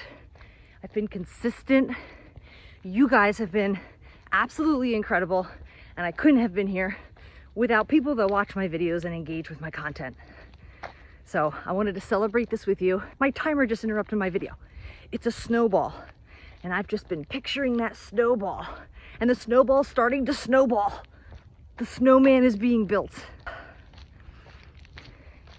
It makes me feel really happy and really accomplished, and there's so much to do. There's so much I want to do. So thank you for being a part of this journey. I love sorting and organizing, but I can't stay organized. I'm the biggest culprit. How do I break the habit? There could be multiple reasons why you can't stay organized. For one, too much stuff. If there's a lot of stuff coming in and not enough stuff going out, then you will continuously have to stay on top of your systems. Which leads me to number 2, maintaining, which is the last step in any organizing process. That's analyzing how often you have to tweak the system before it gets out of control and you have to do an overhaul. Say, for example, you have a winter accessories bin and it starts overflowing. If you see that bin is starting to overflow, that's when you have to make sure you go through it before it gets out of hand. Which takes us to number 3, which is it the right system? Is the system too hard to maintain? What type of bin are you storing these items in? How easy is it to get to? How many steps does it take to retrieve something from the system and put something away? Which leads me to number 4, your habits, which could be a lot to unpack. That's how much you acquire. How often do you go shopping? How often do you declutter? Do you have a routine? Good morning, Rooster. Do you have a routine for cleaning, tidying, and organizing? It's important to meet yourself where you're at right now. If you've got a lot to juggle in your life and you're really overwhelmed, the systems need to be very, very simple and not too complex. Before you launch into your day, do you know what your must-dos are? We all have our long list of to-dos. Must-dos, could-dos, should-dos, would-dos. This all comes from David Allen's book, Getting Things Done, The Art of Stress-Free Productivity. I have a problem with scheduling too much, thinking I'm gonna seize the day, and then by the end of the day, I don't feel so great about it. I've been trying to focus on my must-dos. A must-do is something if you don't get it done there's a consequence. Basically something that's time sensitive and very important. And I'm always so focused on my must-dos, all of the other tasks usually get overlooked. Some of you may be familiar with Stephen Covey. He wrote the book 7 Habits of Highly Successful People. And he created this grid: important, urgent, important, non-urgent, not important, urgent, not important, not urgent. I think it's just really important to be more realistic with what we want to accomplish in a day. I think a lot of us are always just putting out fires. And we're so busy putting out fires that all those things that are really important but not urgent are slipping through the cracks. It kind of reminds me of when I'm cleaning the house. And when you're cleaning the house and you have to clean the things that clean the house, like the vacuum gets clogged or the trash can is dirty. And how many of us are enjoying that? It's just really important to be more realistic with what you want to accomplish. That way you have a positive experience and you feel accomplished by the end of the day. I think many of us look at organizing and maintaining our homes as important but not urgent until it becomes important and urgent. Not everybody will relate, but sometimes the difference between being organized and disorganized is convenience. Convenience supports your habits. Set yourself up with a convenient system where you'll actually use them. Sometimes the key to staying organized is to be able to see where things live. The easiest options usually win. Sometimes the difference between being organized and staying organized is how easy it is to put something away. If it's an area where you're coming and going quickly, why not make it as easy as possible? Don't you think it's easier to stay organized if you label where things go? You might know where things go, but what about everybody else in your household? Labels create automatic habits. Give yourself bright, bold labels to make organizing much easier. Hi, I'm a professional organizer, and this is my storage unit. You can just cancel me now. Hi, I'm a professional organizer, and if you want your storage unit to look just like mine, here's 5 tips on how to get it that way. Step 1, have a housing emergency and pack in a panic. Step 2, pack the storage unit in a hurry because you're only going to need it for 30 days, but it actually turns into 5 months. Step 3, choose a non-climate unit so that when you show up, there's rain and ice. And all you want to do is throw everything in because it's dripping all over your head. And it's too cold to stay and play. Step 4, pack things in garbage bags because you don't have any boxes and then toss them really high. Step 5, fill the middle aisle so you can't walk into it and find anything. Bonus tip, just write your name so you have no idea what's in each box. You know when you declutter something and then its match magically appears? A few days ago, we find these keys to an old master lock. We had no idea where the master lock was, and we don't even need a master lock right now, so we threw the keys away. Guess where I found the master lock? In my car's glove box compartment. This is the exact scenario that keeps us in the what if I need it? And if you're someone who experiences the what if syndrome, take it a step further. Think about if you're trying to make decisions and your measuring stick is always what if, I think that's a really hard way to simplify your life. I think we get stuck on being frustrated that we let the keys to the lock go and we could have found the pair, and we get focused in on the reuniting part of it versus the true usefulness of it and the value that it holds to us. And I always talk about how decluttering and organizing is a life journey. As you evolve, your decluttering and organizing skills evolve. And if you protect yourself from making decluttering mistakes, then you never learn what you can live without. I guess what I'm trying to say is don't be so hard on yourself to try to make the right or the wrong decluttering decisions. Now you're just creating this fear and you're going to start holding on to things more and you're going to be what-ifing more, and that's not going to help you grow. So just look around and notice. Are you keeping stuff that you might need someday, or are you keeping things you actually need today? Guess what, everybody? This is our 4th move in 8 months. This is the easiest of all of our moves so far because we lost half of our stuff to damage and have downsized a lot. This video is in response to the parody video about the status of my storage organization. Since we're going to be pulling everything out to move, we will not be reorganizing it, but I did have some questions about if I would have reorganized it, what would I have done? The biggest issue was boxes. We didn't have a budget to buy boxes, nor did we have time to collect and find boxes. Because of that, we have things packed in bags, containers without lids, and small oddball boxes, which makes stacking boxes and efficiency a lot harder. So basically, if we were staying in the storage unit a little bit longer, I would get bigger boxes and transfer anything that isn't already boxed up into another box to be able to restack more efficiently. That way I can utilize the vertical space versus taking up so much horizontal space. That would basically fix 99.9% of our problem. We just couldn't go any higher. And I'll say that we labeled and stacked everything pretty well through the last 5 months and were able to find most of what we were looking for, though it did require a little bit of digging. Thanks for being a part of my journey, and I'll keep you posted as much as I can. I'm having a hard time deciding if I should keep this computer bag. I'm going to use my 50 Purging Questions digital product to help me decide. Number 13, when is the last time I used it? I think I've used it once in the last 3 years. Number 15, do I really need this? No, I don't really need this because it only serves one purpose, because it's padded and it protects my computer when I travel.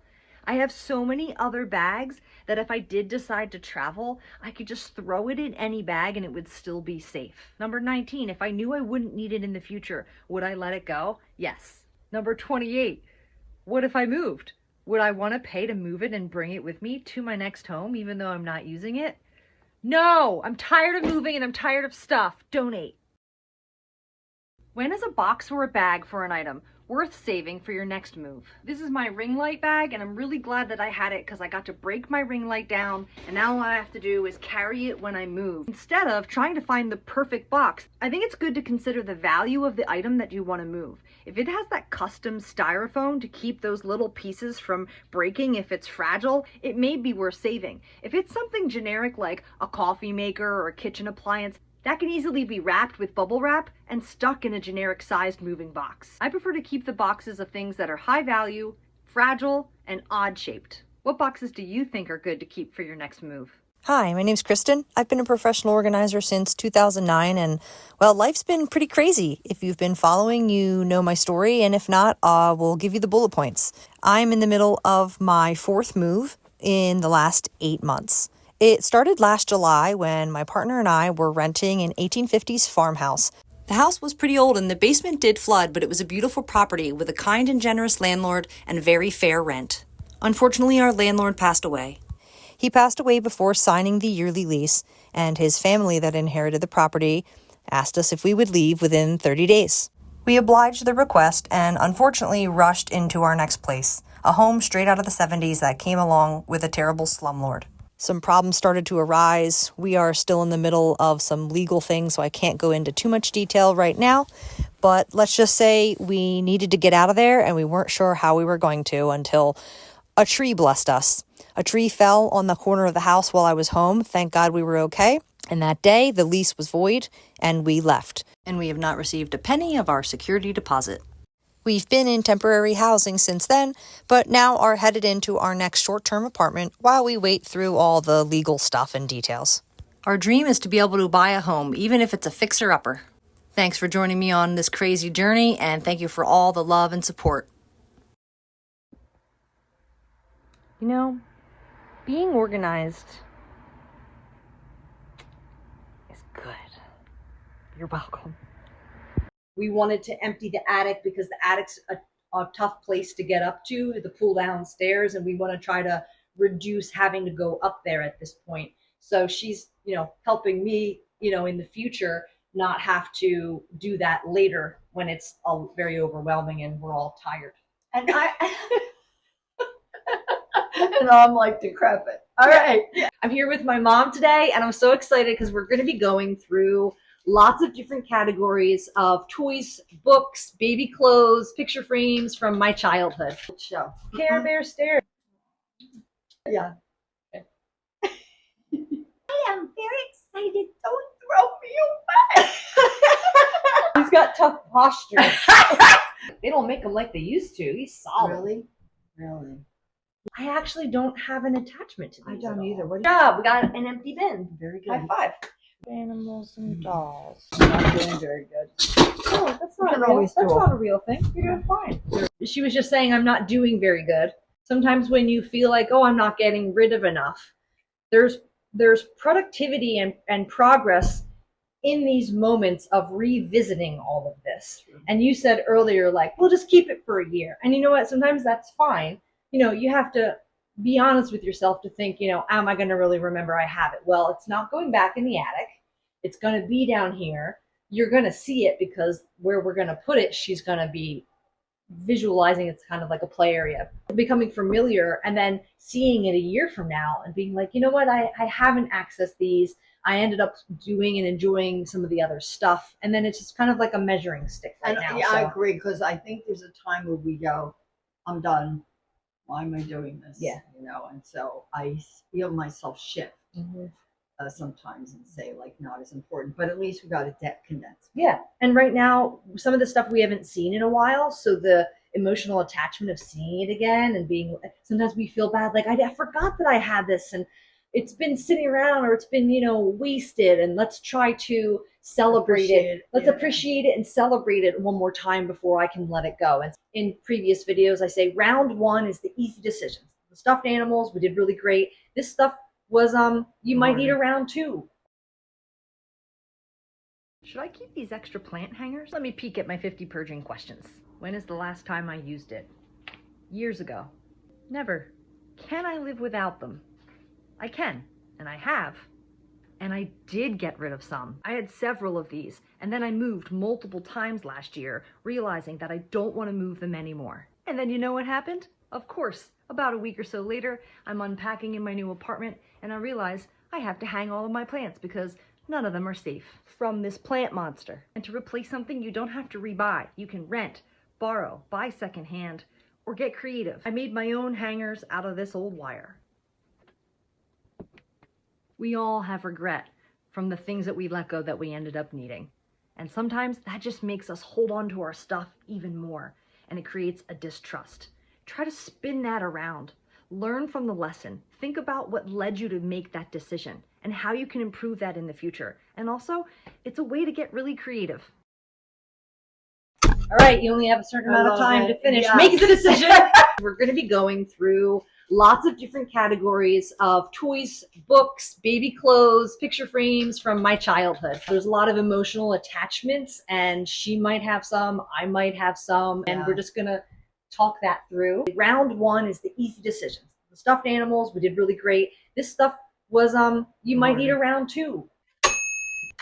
Oh no, it's ripped. I thought we could do a reverse image search on this and see what the value. I'm just Oh, curious. we're just missing one thing in it. Look who's here. Ha! Told you. Who is this? It's just a dog for Are they roommates? It's a little. Oh, the stove. Are we gonna dial? You remember that? Solid. That is just fabulous. I gave you the. What is this? He's just it's a baby toy. It writes itself. Hello. Hi, Mom. How's it going? Yeah, really good. Kristen's here helping. We've got baby clothes. This is something that's very a common struggle for a lot of parents. I thought So- it was just me. Before the baby's born, you look at the baby clothes and start thinking about it, and you don't know what it's going to be like. Coming from the child's point of view, I don't have any emotional attachment. You know, you lived it. You dressed us in these clothes. I wish I could fit into that. Vintage. Wouldn't it be easier if you knew somebody right now with a kid that would wear this stuff? Yeah. I think right now we're just looking. Yeah. We're just looking. Thanks. It's I don't very wanna right. decide. Yeah, Yeah. no decisions. Let's just keep looking and Good. appreciating. We have great photos of some of these outfits. So the Facebook marketplaces and the Craigslist, you know, take a group picture, but you have to be willing to do all those steps. And a lot of people use they're it's not. easy, isn't it easy just to put it back in the bin and Yeah. wait another couple years or just let me go Yes. through it down the road? Look at you. Still fits, Mom. It's very pillow. It'd be so cool if there was a tooth in there. Yeah. Right. Put your tooth in it when the tooth fairy would come. I wonder if there's like tooth shards. Ew. My preschool. Caroline. Love Caroline. Whether I have the shirt or not, I still love Caroline. Wow, I could feel the emotions on that bin. That's a very emotional bin, right? For me? Yeah. Yeah. There's another bin.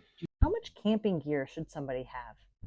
And how much sports equipment do we really need? I just downsized into a smaller apartment where I used to have a garage and a shed. I'm very limited on storage space, so I had to take a hard look at all my categories and decide what was worth keeping. I had 3 large camping bins and 2 sports bins. And now that it's not winter, I don't need to store my firewood in this little cubby.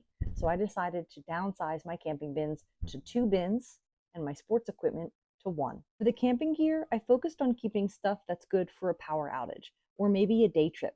And I ditched some of the more specialty items for long extended hikes that is not happening in my life right now. For the sports equipment, I got rid of duplicates, I pumped up and tested all the different balls, and really prioritized what sports do I really love doing all the time. And I ditched the stuff for the maybe one day we'll play it. If you have a category and you're not sure how much of it to have, give yourself a goal. Limit how many bins you have or where it can fit. Part of organizing successfully is containing a category to a reasonable amount of space for how large it is and how often you use it.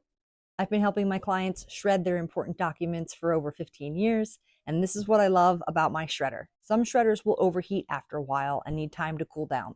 I bought a continuous run shredder so it never overheats and will continually shred paper. Some shredders can be so loud. This one's just a little quieter than the others. Depending on the level of security that you want, you can get different shredders that either do a strip cut, a cross cut, or micro cut. And some shredders only shred a few pages at a time. This one shreds up to 24 pages at a time. Although it is pretty big, it's fast, it's quiet, and it can handle a lot of paper in a short amount of time. However, you don't have to spend hundreds like I did on mine. There are smaller shredders that will do 12 pages a pass, quiet, and if you end up jamming your shredder, you'll find my video, How to Unjam Your Shredder, on the first page of Google. If you're thinking about selling something on Facebook Marketplace, just be aware there's some trolls out there, and let me tell you what happened to me. After moving so many times and emptying out our storage unit recently, I've decided to try to sell some things on Facebook Marketplace. Usually there's a minimum amount of money for me to make it worthwhile, and this was a freestanding punching bag, and I thought, you know what, $75 would be really helpful, let me try to list it. Well, after about a week, no hits, no views, no requests. You can usually tell if it's in a high demand or not if you're going to get any money. So I dropped the price to $30, and as soon as I dropped the price, within about 24 to 48 hours, I was actually in the middle of loading my car with the last load from my storage unit when somebody asked if it was still available. I said yes, I actually just put it in my car. I'd be willing to meet you right now if you want. They said, great, how about this town? I said, sure. I gave them the location. We each told each other our ETAs, and within about 30 minutes, I arrived a little early. I had mentioned my car's make and model and color ahead of time, but they never responded, which I thought was a little odd, but I figured maybe they were already on their way and not looking at their phone.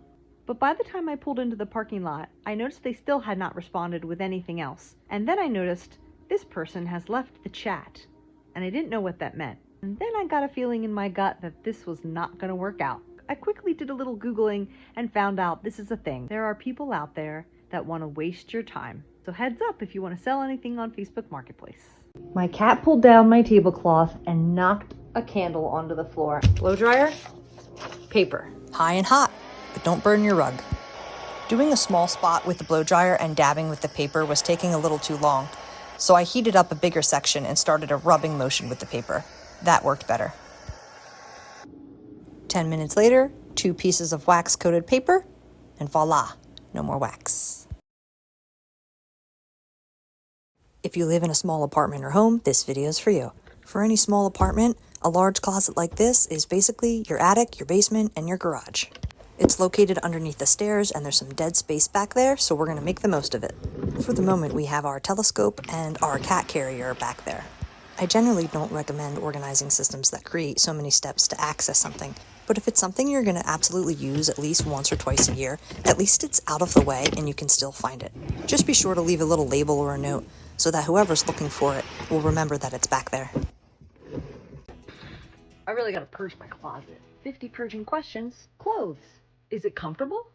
Yes. No, I can feel the logo underneath, and I don't like wearing tight pants. Does it fit? No. Yes. Does it make me feel good when I wear it? Is this still my style?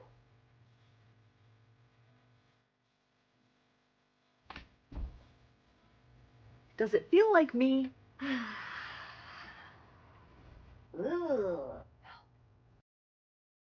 Is it comfortable? Yes. Yeah. Yes. Yes. This is too tight. No. And I don't like wearing tight pants. Does it fit? No. No.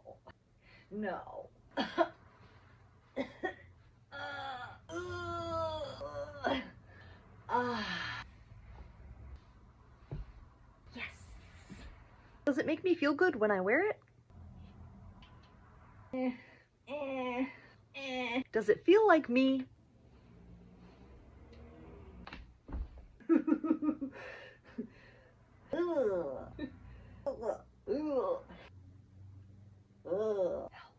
How do you get past the mental, what if I can use it to get dirty gardener paint? I'm assuming that you're talking about clothes that you don't wear, but you can use to get dirty. I give myself a limit. I love cargo pants for working, so these really thin brown cargo pants I use for summer, and then these thick dicky cargo pants I use for winter with a layer underneath. This black t-shirt is the shirt I usually wear when I do car work, gardening, landscaping, dirty jobs. And I can't say that I work outside in the freezing cold doing dirty jobs, so usually a thick hoodie is all I need. So think about it. How many dirty jobs do you do a week? So how many outfits would you need before they get washed and put back? And of course it depends, how often are you doing dirty jobs? Carla wants to purge her clothes, and she wants to set a limit for each clothing article per category. That's kind of a tough question, because it depends on how much space you have, along with what type of activities you do in your life. What would be realistic for each category of clothes? A good goal for some of you might just be some wiggle room in between your clothes, so it's easier to take things out and put them away.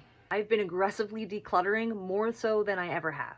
And what I decided to do was narrow it down to 100 hangers and 4 dresser drawers. I know I counted, but I forget where I am. Let me count again. 87. And that's tank tops to winter jackets. My 4 dresser drawers over there are undergarments, shorts, and soft pants. I just liked the idea of 100 hangers because once upon a time I had more than 100, and I thought, ooh, that would be a great goal to strive for. Another way you might want to come up with that number is go to each category and count how many you have. I'm going to count t-shirts. 13, including dry fit. Take that category and pull out your top favorites.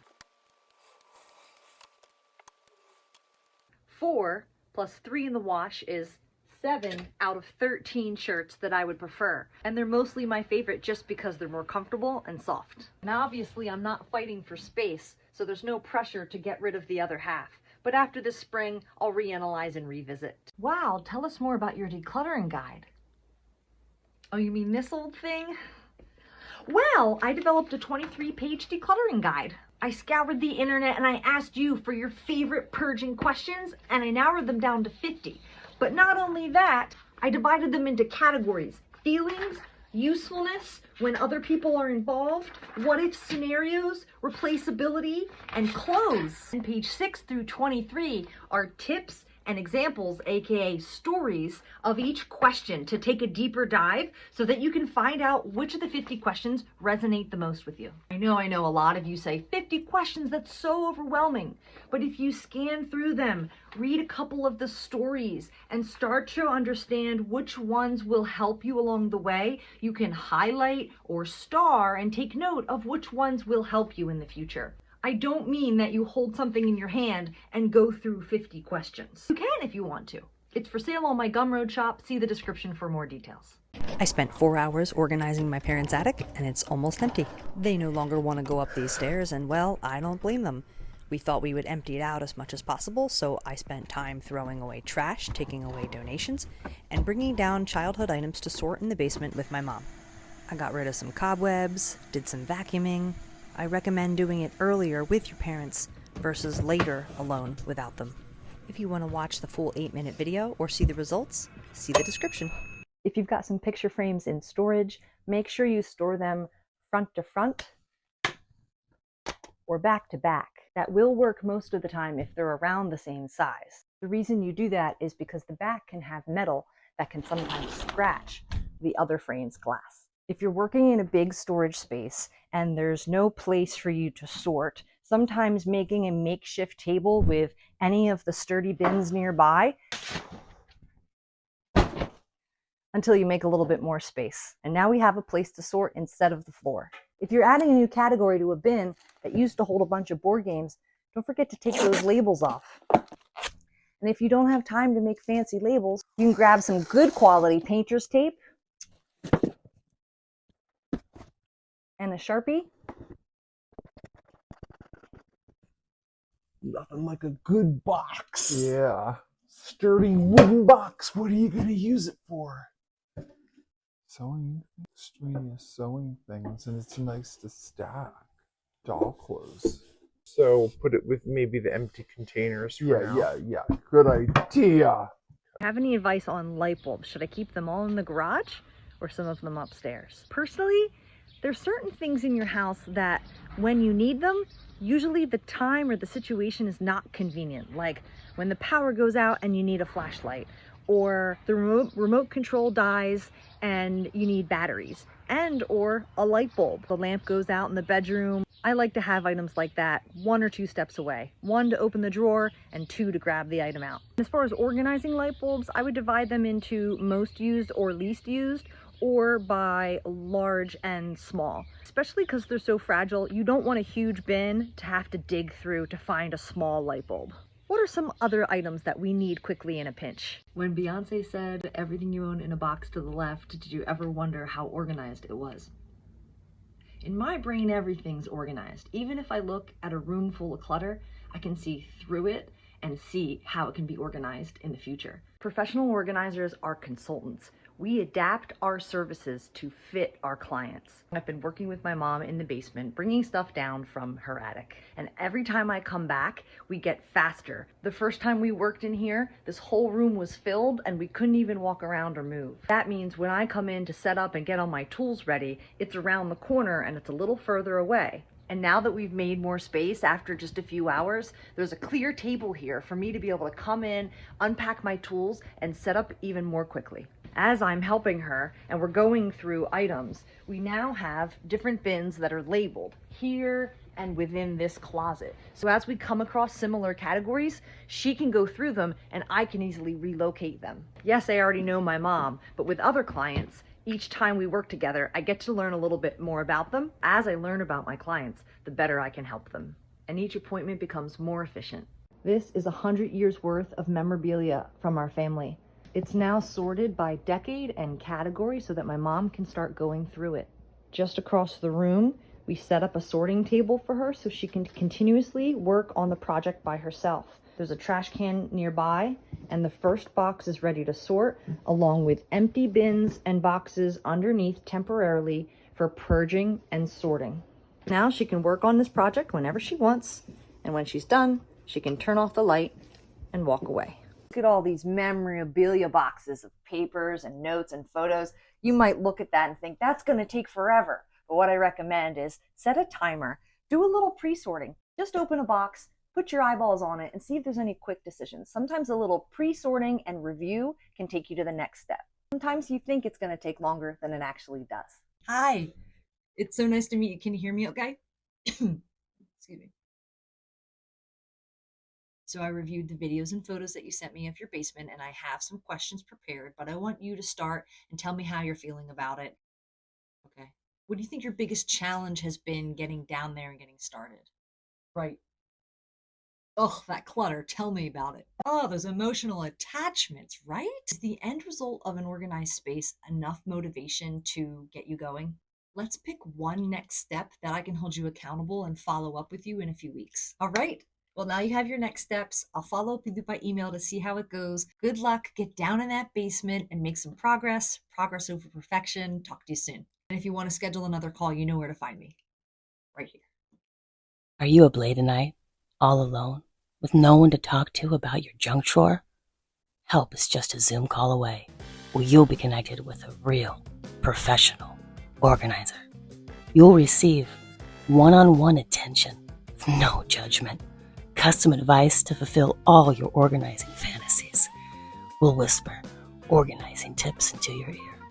In just 45 minutes, we'll leave you feeling more satisfied. Operators are standing by. Book a call now. Junk deserves better. The coveted Apple box. Apple sure put themselves on the map with their quality boxes. But do we really need them? According to Apple, 1 year to return a product in its original packaging. After a year, it's personal preference. You know yourself best. You trade in your product within a few years. If you have the original box, will it increase the value? It's hard to tell. There's no specific number, but it can, a little bit. Do people sell these boxes online? They do. If you want to make 10, 20 bucks. My only preferred preference to keep an Apple box is to organize. Ow. Did you know that you can drain your batteries if you store them like this? I just got done going through my organizing toolbox and realized that some of my batteries for my label maker had died. And then I remembered a post where I talked about organizing batteries, and people told me not to store them like this. Well, clearly, I don't know everything, and I love to learn. Sometimes you just don't know until you know. I just posted a battery video, and I forgot to provide the solution at the end of the video. Instead, I put the solution in the video description, and people seem to be missing that, so I apologize. When you're storing your batteries, you want them side by side. If you have them in a baggie or a drawer loose in a pile, I don't know which end to end, but if they're end to end and they touch, they can drain. Also, are we still storing our batteries in the fridge? I think it's a little bit of a myth, but I know it's a complicated answer. I only read a little bit online, but it seems that the modern alkaline battery is not highly affected when stored in the fridge. You tell me. They have more pots and pans than they probably need, and they keep out the 3 that they use the most. You know, that can be an organizing strategy that some people will use.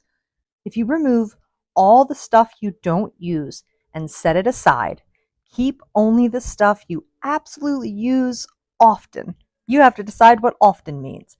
However, the challenge to that is you have to hold yourself accountable and remember that you removed the stuff. Give yourself some time, see if you miss it. After that, that whole box of whatever's left that you never went to, revisit it real quick, donate it because you didn't miss it. You'd love to replace all your pots and pans, but there's so many choices. Luckily, I worked at Bed Bath & Beyond and got trained on how to help people figure out what to buy. First of all, budget's really important. You got to shop within your budget. Second is material. Do you want stainless steel? There's a learning curve. A lot of commercial kitchens cook with stainless steel and you have to learn how to use them. Also, then there's the non-stick and then ceramic, etc., etc. I'm not going to be able to cover all the grounds here, but these are the basics. You also want to consider how much you cook. Weight is another factor, along with handles. I like a nice, big, thick handle for an easy grip. And when it comes to quality of a non-stick pan, what you're looking for is something that's going to heat up the whole pan, not just the bottom, but also the sides. Where your cheaper pans that you'll find, you'll see a line here of separation, and you're only going to get most of your heat just on the bottom of the pan. I prefer hard anodized non-stick pans. I'm starting to see some scratches here, which means somebody used metal in this pan. It's good to try to use wood or silicone utensils so that you don't scratch their pans and they lose their non-stick efficiency. One of the most interesting things I learned about pots and pans is when customers would return burned pans. If you have a saute pan like this, you're not really supposed to ever cook on high heat unless you're boiling water. So go check your pots and pans collection and see if it's time for an update. Day 4 of 7, and we're talking about appliances. In our small apartment kitchen right now, we're only keeping out what we use most often. NutriBullet, rice cooker, and we've got a water kettle over by the sink, an electric water kettle. Everything else, the crock pot, the food processor, the griddle, is in this closet right there, which is like our basement, attic, and garage all combined. And there's a shelf in there where every extra appliance that we don't use on a daily basis lives at the top of that shelf. Something else that I really love are these ruby magnetic hands. I tie 2 knots around each cord, and then when I'm taking it out or putting it away, you magnetize the cord so it doesn't flop around. I love it. It's just one of those little fun things that always makes me happy. 2 kitchen appliances that we don't have out that we still have boxed up in that closet down low, our espresso maker and our juicer. We just don't have a lot of space right now. It's day 5 of our organizing challenge. Good morning, subscribers. I've loved seeing your videos and talking about the kitchen organization and decluttering that we've been doing. And today we're doing plates and bowls. And let's go take a look and see where we are at. We have quite a mishmash of plates and bowls. We've never really purchased a set, so because of our small kitchen here, and no upper cabinets other than just cabinet there and there, we have a cubby here with plates and bowls. One of the things that drives me nuts is when you're putting dishes away, whether it's from the sink or the dishwasher, and you have to unstack your dishes. You may have seen a few videos that I've made about that. So I love these dividers. I have so many of these for just different things, whether it's pantry up there, to just utilize your space and maximize your space. So anyway, we got the small plates here. We've got all different sorts of plates, colors and stuff like that, but it works for us. And I think this is about enough. We have how many? 1, 2, 3, 4, 5, 6 large plates, and 1, 2, 3, 4, I think 5 total, 6 and 5 for 2 of us.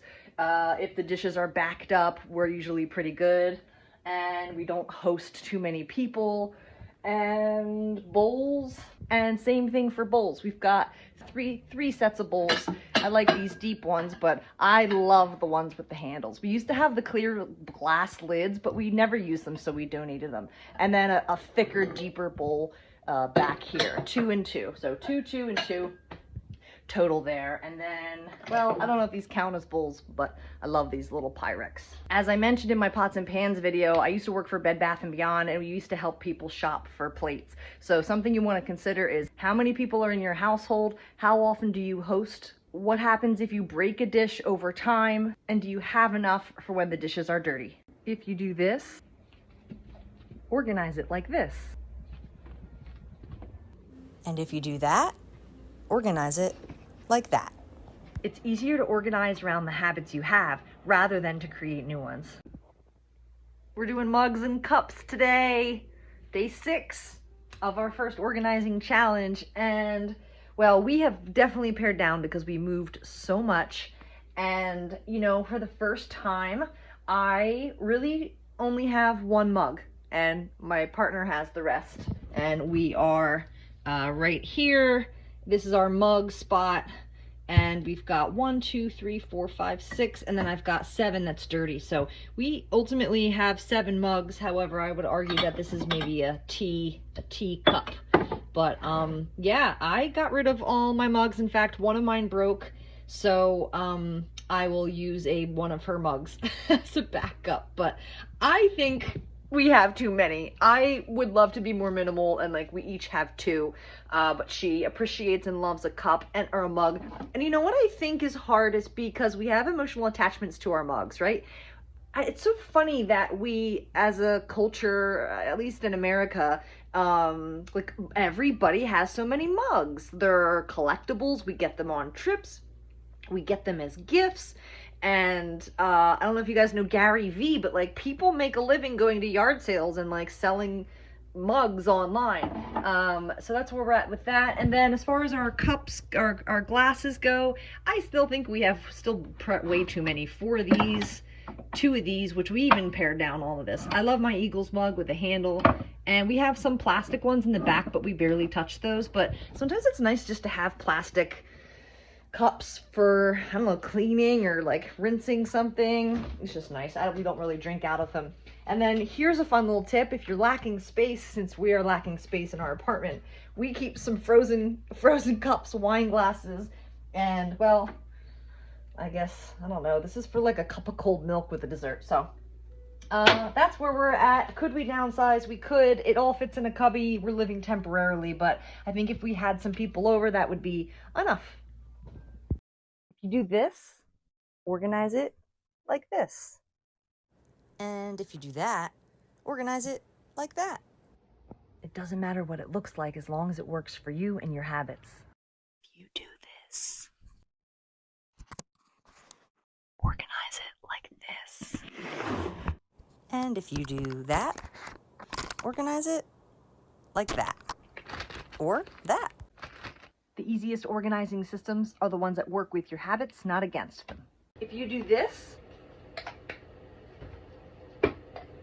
or this, organize it like this. If you do that, and that, organize it like that. Getting organized works with your habits instead of requiring new ones. But now the bottom of the flop is touching the inside.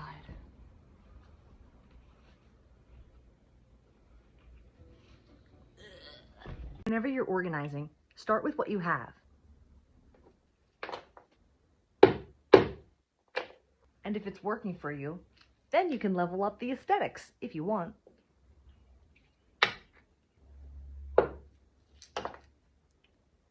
If your kids do this, then organize it like this. If your kids do that, organize it like that. Organizing is a lot easier when it fits your habits and doesn't work against them.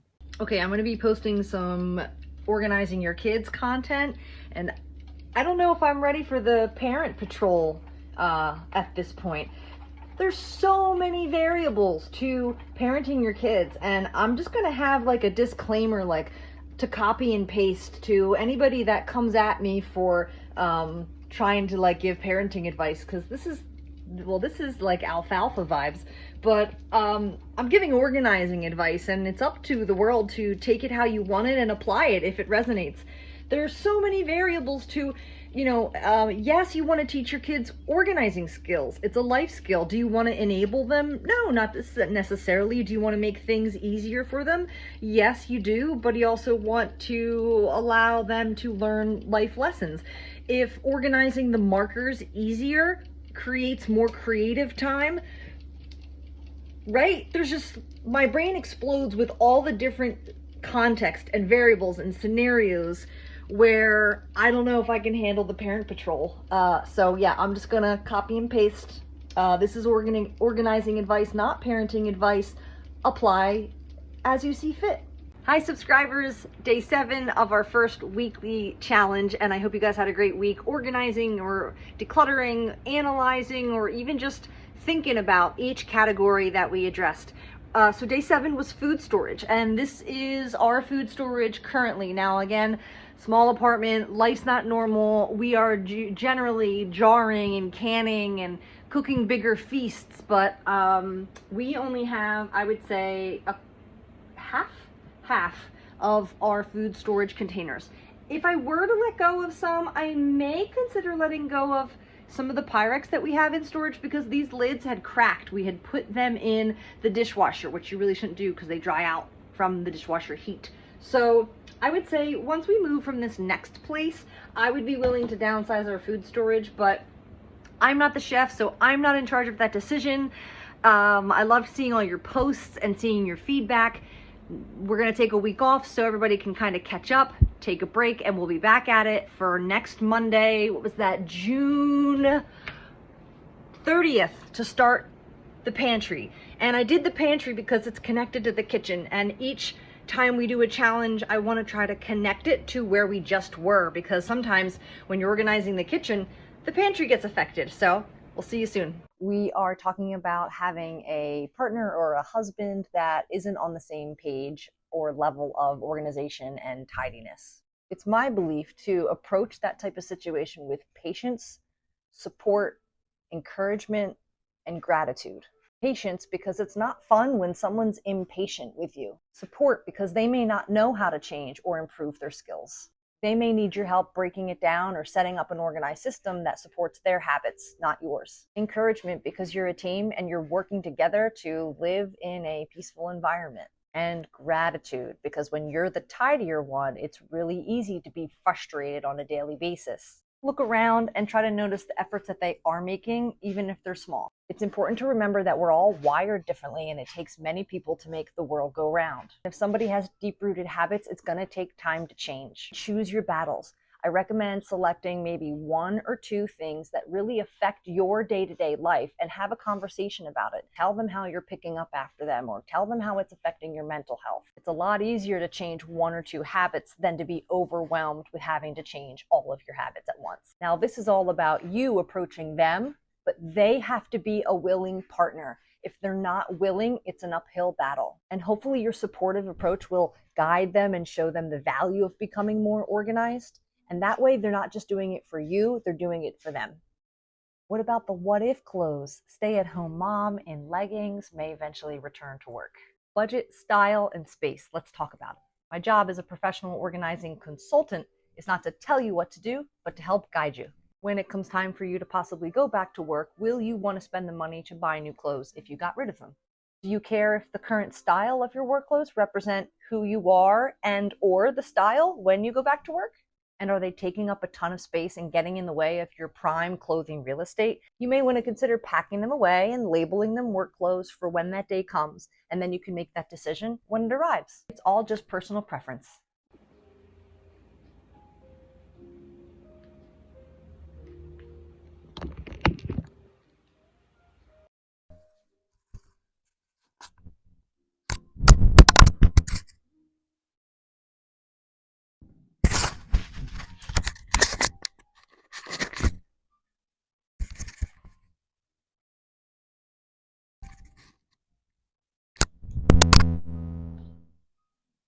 Probably only has 1 child. That's where you would be incorrect. I have 8 children. This is my oldest, Pepe. And this is Harper. And then there's Smoke and Puff. Poor Stripe needed some first aid. Hawk. And Tony and Sunny, who are very shy. And I was a nanny for quadruplets once upon a time. And you can never judge somebody by a 15-second video. This video goes out to those who have to live with the ultra tidy, ultra organized people. I know you guys don't have too much of a voice, and we're always talking about how to encourage the untidy and disorganized person. And let me remind you that messy does not mean unorganized. I admit I can be overzealous when I'm stressed about the tidiness of my house, where in those moments, my partner reminds me, let's just take a deep breath and go for a walk and let that go. Just chill out a little bit. To each their own on whatever level of organization you desire. But as long as it doesn't affect your physical or your mental health, along with your partner or housemates' physical or mental health. If you're running into a conflict where one desires more organization and tidiness and one doesn't care as much, you have to find the middle ground. Some people can't relax if they see surfaces covered with clutter. If you like things one way and they like things another, one of the easiest and most common solution is to choose your neutral spaces. This may be the living room, or if you share a bedroom, it's the 1 or 2 areas where you meet in the middle, and it's not your way and it's not their way. It may mean that you keep your personal stuff out of those rooms, and hopefully you each have a space somewhere that you can have it your way. So if you're the tidier one, and they have their own space that you don't have to maintain or go into or look at, leave them alone and allow them to have that space. Yep, that's me. You're probably wondering how I got here. I want to unplug, relax, and do my puzzle. Hey, dinner's going to be ready in 10 minutes. We are not eating on your puzzle table tonight. Okay, I'll move it.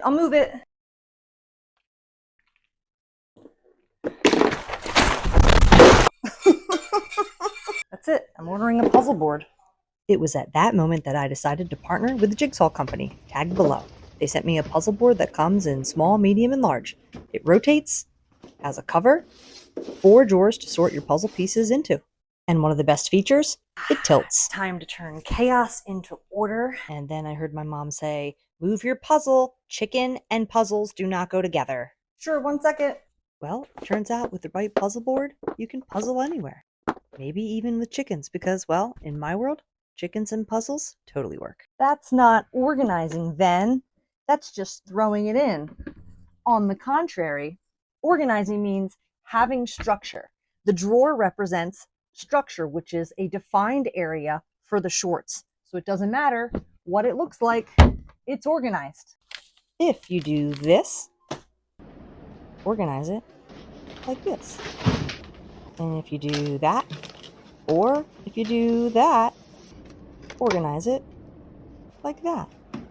There's no right or wrong way, just your way. Many organizers make me feel like it's their way or the highway, touting expensive brands and time-consuming systems. When we see those videos of the matching containers and pretty aesthetics, it just makes us compare ourselves to feel like we're lacking.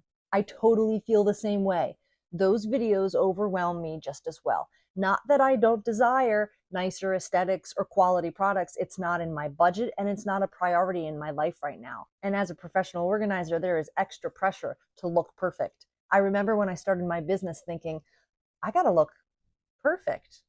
And over the years, I realized organizing isn't about what it looks like, it's about how it functions. I started learning this when I would go to some clients' homes and it would be very decluttered. And I'd look around and say, well, what's the problem? And then I'd see their systems. Their systems and function were lacking, but their visuals were nice. And that's an example of where aesthetics take priority over function. And the goal is to have a little bit of both. And my goal is to educate the world on this topic. Whenever you're organizing, start with what you have. And if it's working, you can level up the quality or the aesthetics if you want.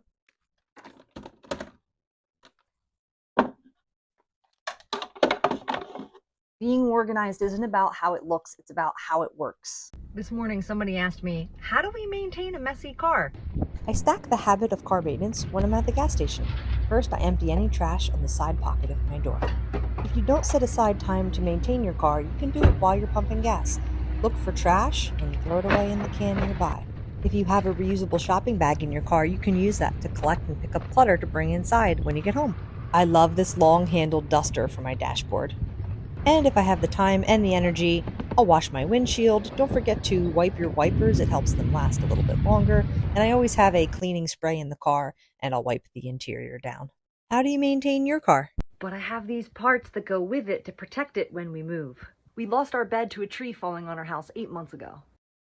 And we've been blessed with a new bed from a friend that's moving. It's a sleep number bed, and these protect the area where the hose goes into the mattress so it doesn't get damaged. Parts box.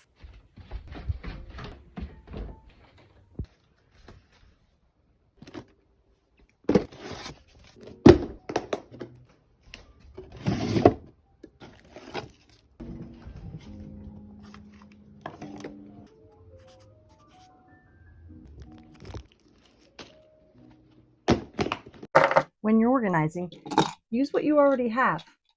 And after a while, if it works for you, you can level up the aesthetics. Or you can elevate it to a more elaborate system. Being organized is about how it functions, not how it looks. When you get home from a long day of work, if you do this, then organize it like this.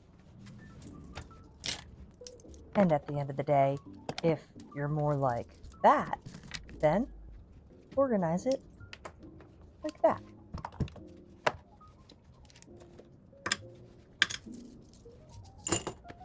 It's easier to start organizing around the habits you already have, rather than create new ones. The great organizing debate of 2025. Is this drawer of shorts organized if it looks like this? I recently put out a video talking about organizing is not how it looks, but how it functions. Organizing means having structure in a defined area. So this drawer creates a defined area for where the shorts live. And some folks disagree. They believe that your shorts should be folded in order for it to be considered organized. Now, we're kind of getting a little overboard here and we're getting a little deep, but I think this is good for all of us to talk about. My job as a professional organizing consultant is to help people find what works for them. If I ask you, where do your shorts live? And you say, in that drawer, that's organized. And if I ask you, can you find the shorts that you're looking for? That's organized.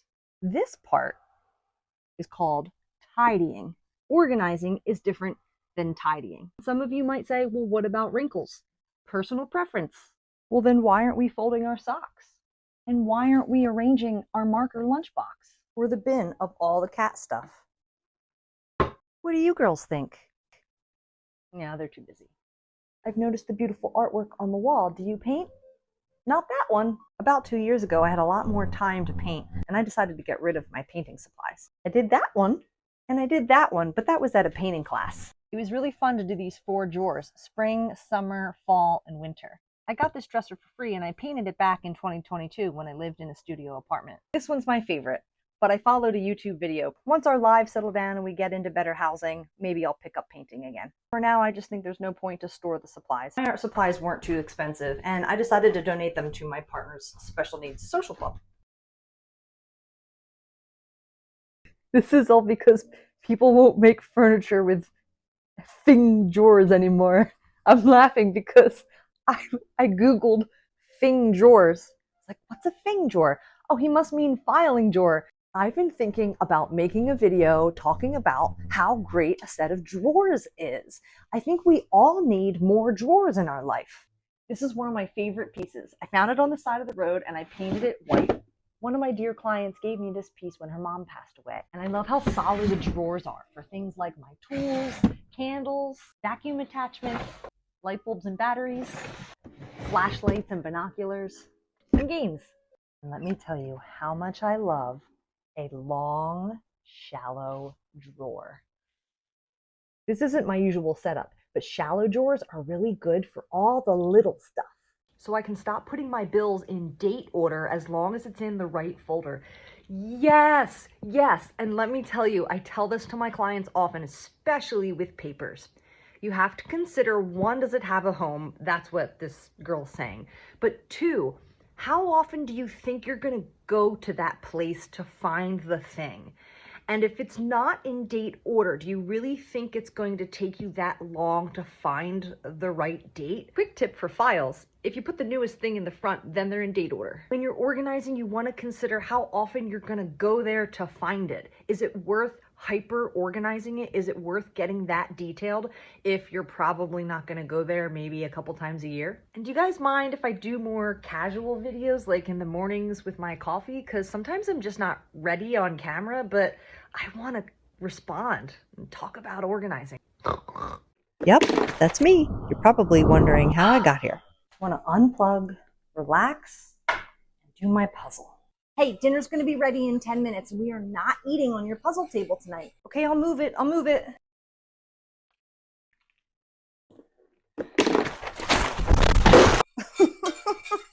That's it. I'm ordering a puzzle board.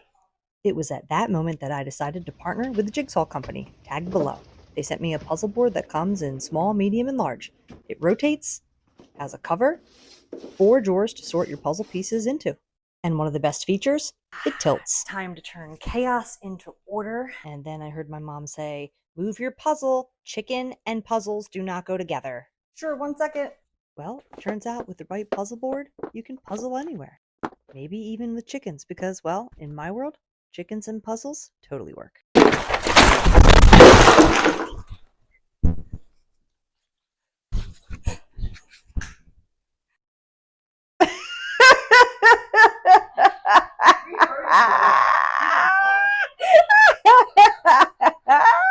This is humbling. It went well. It was good. It's believable. I had to think about how to do it good and make it look believable. Yeah, I hope I have all the pieces. Did you? Yeah. Well, you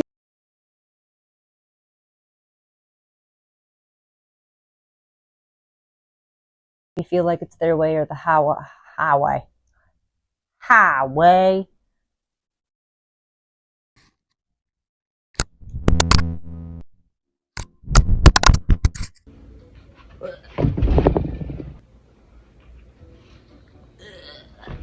Good morning, subscribers. Are you awake yet? Day 1, we're doing the pantry.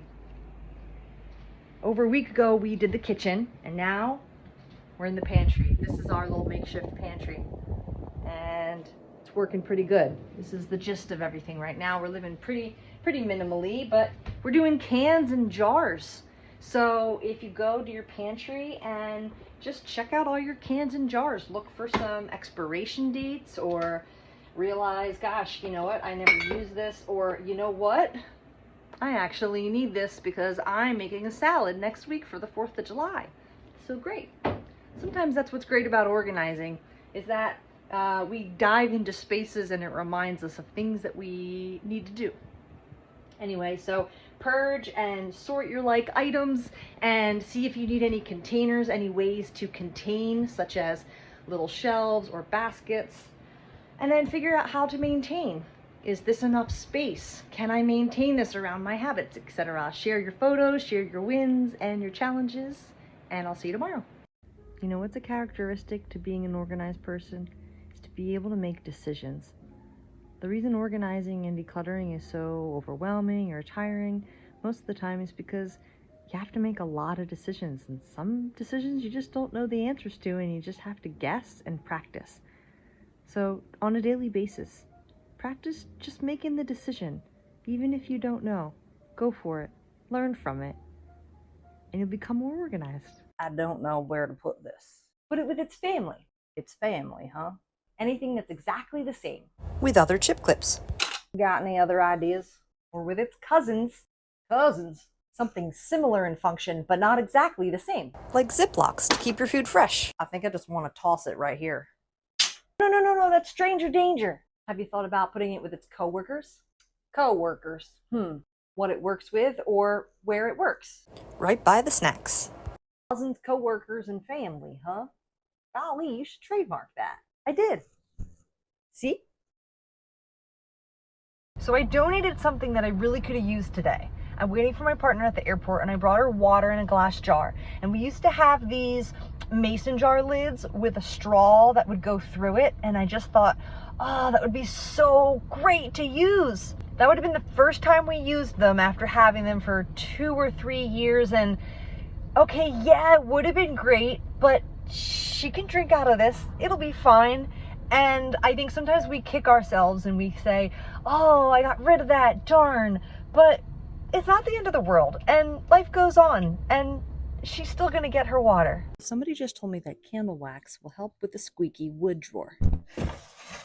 Okay, the supervisor has arrived. We're gonna find a tea light candle in here.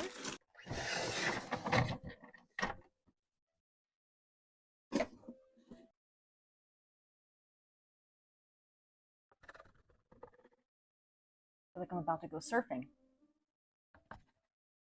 Guess I gotta get the inside too. Cat toy.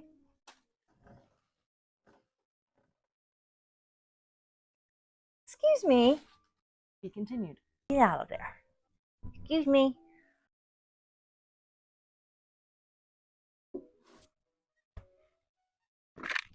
Heavy batteries. The light bulbs. Wrong way. Label maker. Oh yeah. It's smoother too. I think. Hey, look at that. That's amazing. Do you remember this cute little container that I made a video about? Well, so many of you gave me recommendations and we're going to try them out today. So I've been collecting all the things you've recommended to see how well it works. Let's take this off. Ooh.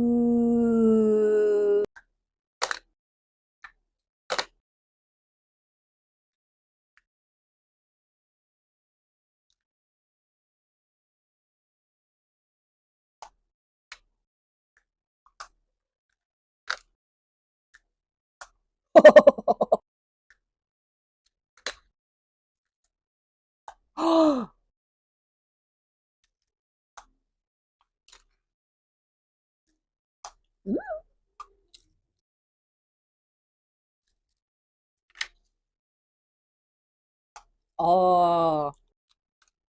I was actually pretty surprised by some of those. Here's where my brain goes. Why can't I just use a Ziploc? I guess that's my habit and I'm so used to using a Ziploc. If it was more fragile, this would protect it like the matches to keep them waterproof and to go camping. I kind of love the paper clips for when I'm organizing with a client, but ultimately I already have most of this stuff organized in my life already, so nothing really blows me away. And I think that's the thing you have to remember when you're keeping really cool containers. If a container is very specific and limited, the likelihood of you using it is going to be low. And you also get to the point of knowing which containers you generally prefer.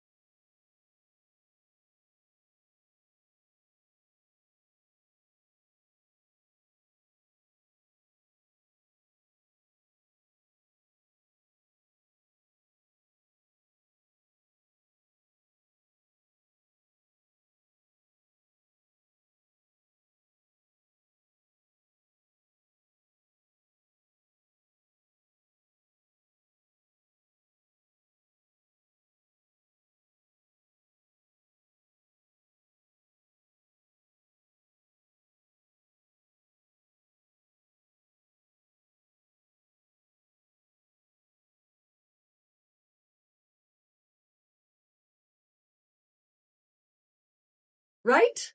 What if one of the kids might want it for their house when they move out? I help a lot of my clients with this situation. When your kids finish high school, your house may experience a transitional period. It's hard to know where they're going to wind up and what they're going to need. I have 4 tips to make you think and maybe help your situation. 1, the items that you think your kids may need, are they taking up valuable real estate in your home that could be used in a more valuable way? 2, ask your kids now. Do you like it? Do you think you'll want it? If they don't like it now, they might not want it then. 3, define a specific space, garage, attic, basement, for all of those items so you can measure how much of it you have. 4, how easy are those items to replace in the future? A free desk on Facebook Marketplace? A dime a dozen. I love when everybody shares their experience, so comment away. Happy organizing.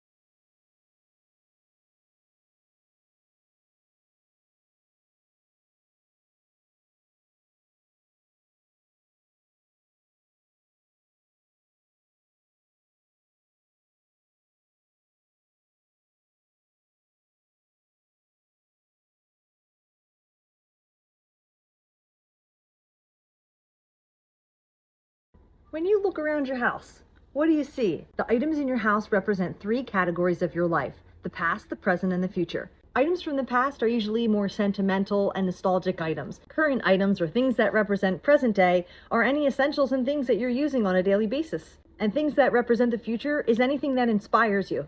I love this past photo of Pepe.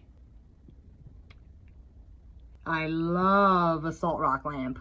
And these are my 2025 goals that inspire me next to my desk. Now that you know, you can look around and see, do I tend to live in the past, more of the present, or more of the future? I think one of the best organizing tips for a fridge is to be able to see everything. Because how can you see through the lid and know what it is if it's down low? So what I started to do was turn my Pyrex upside down, not for liquids. Yes, I know the lid is plastic, but once I started doing that, I realized seeing everything made it so much easier to organize. So I ended up buying these clear glass containers, and I've leveled up my fridge organizing game. If you do this when you organize your makeup, placing it precisely where it lives every time, organize it like this. And if you don't care to place it precisely, you can organize it like that. We all have different preferences, so organize it how it works for you, not how it looks. When you're organizing, use what you have. And once you know it works, you can spend a little money on something cuter or higher quality. Use what you have, and then level up if you want. Clutter is commonly delayed decisions. Pick an item up and ask yourself, what decision have I been delaying? Shoes make my feet sweat in the summer. Should I put them back downstairs on the shoe rack or in my winter accessories bin? There's plenty of room on this rack. And if I do need them, I don't want to dig them out of a bin. These sunglasses have been sitting in this bowl for a few weeks now. My friend gave them to me, but I would always choose the other ones I have over these. Donate. I go into this closet on a daily basis. I think I need a different system, a shelf perhaps, to elevate the items up so it's easier to take out and put away without creating this. What if some days we can't keep up with our organized systems? What do? Ask yourself, could I make this easier to access and put away?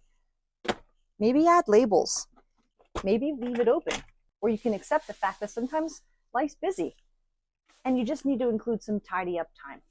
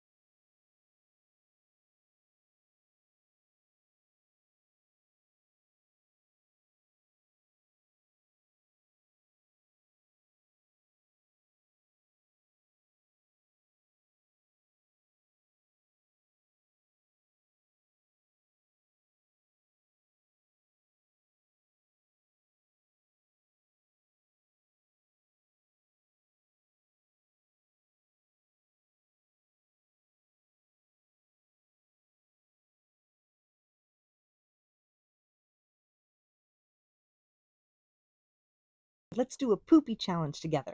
Do a task around the house that involves poop. How about a quick swish of the old toilet brush? Or how about scooping the cat litter? You could also go outside and pick up some dog poop, clean the poop off that thing sitting in the garage. Or you could at least wash your butt. Share with us what poopy task you handled.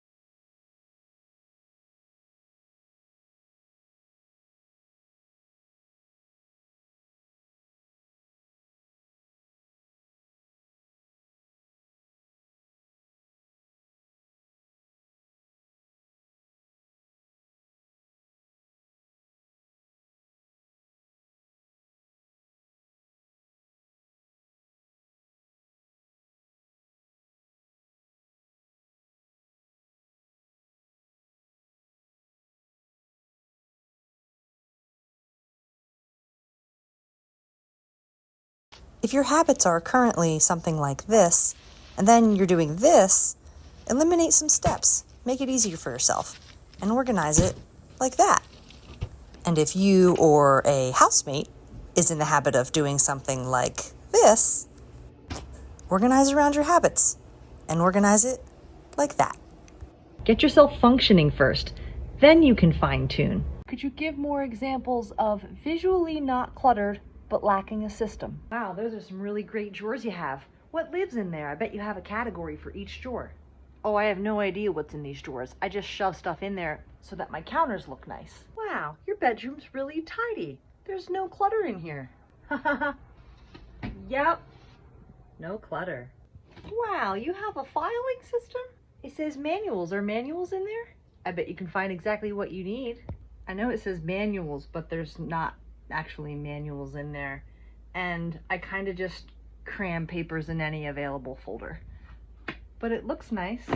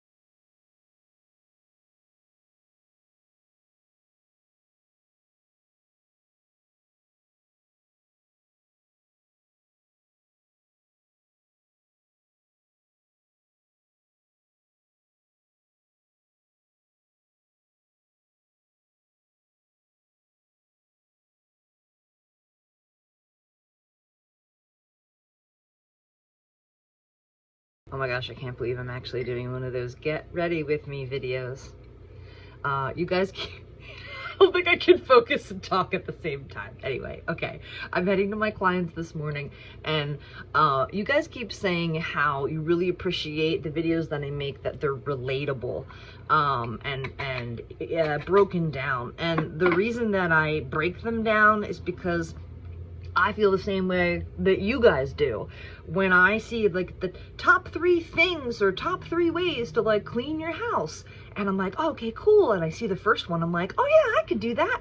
And then it goes on to number 2, and then it goes on to number 3, and I'm like, oh, I don't have that tool, and oh, I don't have the energy for that. And it overwhelms me when I see it and hear it all at once. I just want to hear number 1.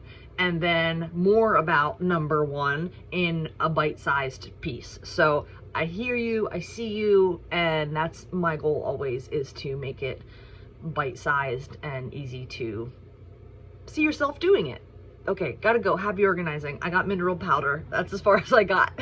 Okay, bye. You know what I'm gonna do? This sock's been floating around for a month. I'm sick of looking at it. Straight into the garbage. Because you know what? Now when I open my sock drawer, I'm not going to waste energy thinking about it. I have enough socks for 2 weeks. Benefits of decluttering. This video is for Patreon people. I don't know what I'm doing yet. I don't think I have space to make new exclusive content for Patreon, but I think I would like to do the challenges that I have been doing with my paid Facebook subscribers. And that is a 7-day organizing challenge / adventure where we pick subcategories of a main category. For instance, we started in the kitchen and we went through each day, we went through a subcategory of the kitchen. So we started in the pots and pans, and then we went to bakeware, appliances, etc., etc. So the plan is to go throughout the whole house, and I've been doing these challenges every few weeks, but I think I'll get into a groove. So here we are, the Patreon is getting started, and I'm just gonna keep improving, so grow with me. Thanks, and happy organizing. Let's do a mini challenge together. This time, I want you to pick your favorite song, and while it plays, do some stuff around the house. Tidy something up, clean something real quick, maybe a task you've been avoiding, and then once the song's over, come back and let me know what you did and what you listened to. I'll fly with you. I'm gonna vacuum. Insert copyright music here. That felt good. How do you organize a deep drawer when you're super visual and it's little things? I would say this utility drawer is probably a good example. This is not my ideal scenario right now, because I'd prefer to have things a lot easier without having to unpack them. But, well, first of all, when you have a category of a drawer, you remember what lives in there, and you don't need it to be visual because it's obvious. I know what lives there, it's a specific category. Big bright labels always helps, just temporarily. The label doesn't have to stay there, just until you get into the habit. Then what I've done is I just recently added a bag of nails, but my system is jars with labels for small screws, nails, and because the drawer is deep, rather than having trays that are horizontal and flat, you want to use the vertical space, so going up and condensing the smaller items. And the labels on top help you see down into the drawer so you know what lives inside.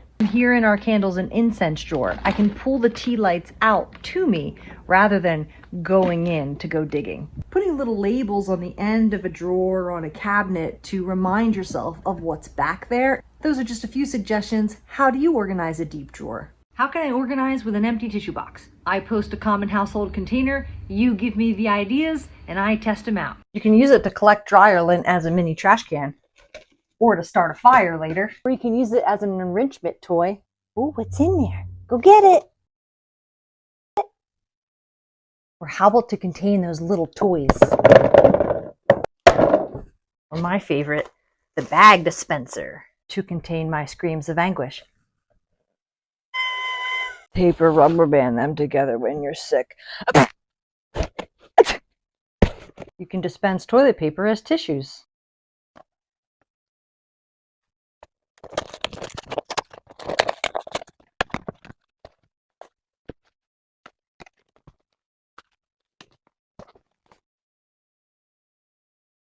Crafters will put pieces of fabric inside. You can cut the tops off or even cut them down halfway and organize things around the house.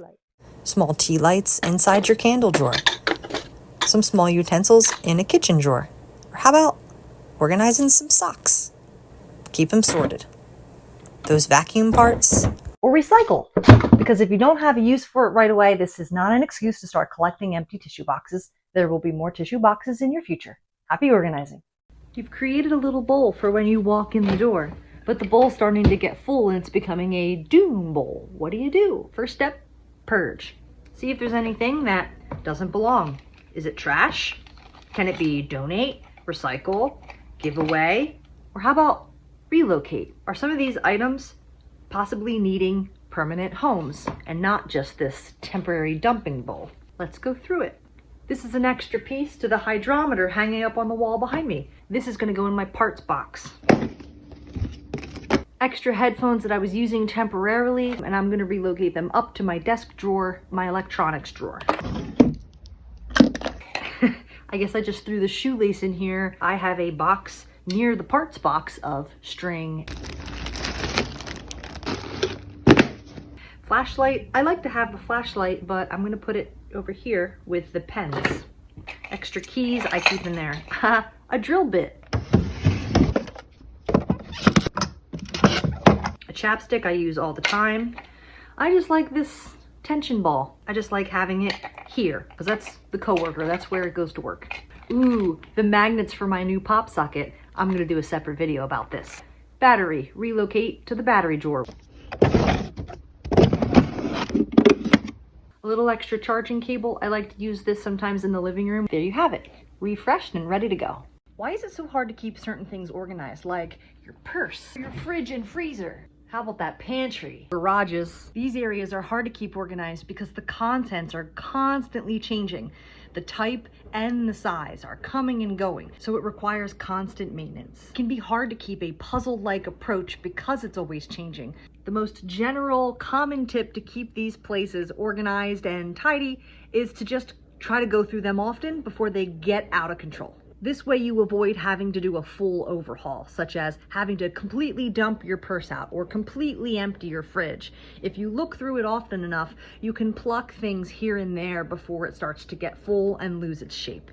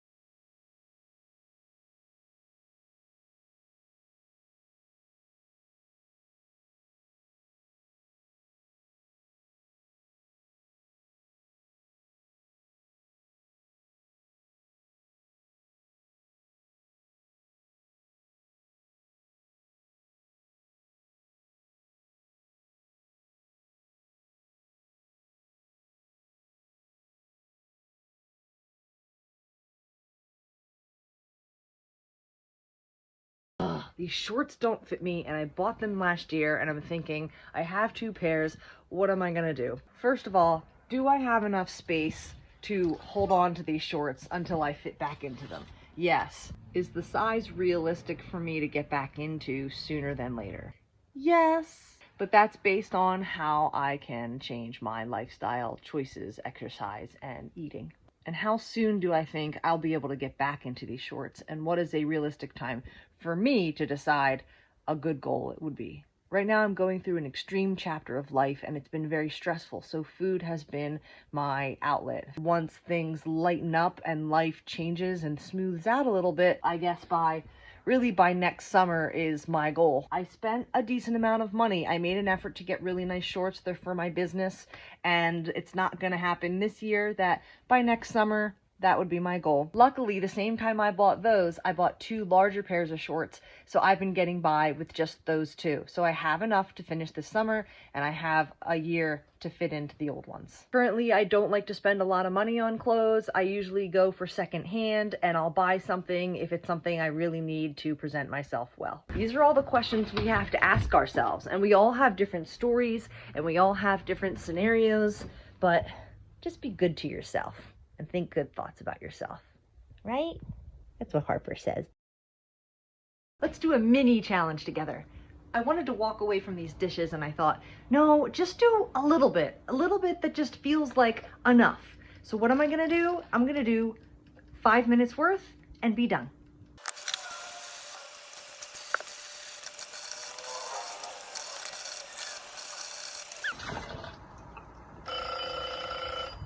Haha! All right. Okay, not bad. I made a little dent. Good job.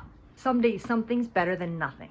I wish I could do my puzzle here. A puzzle board with 4 sorting trays and a cover?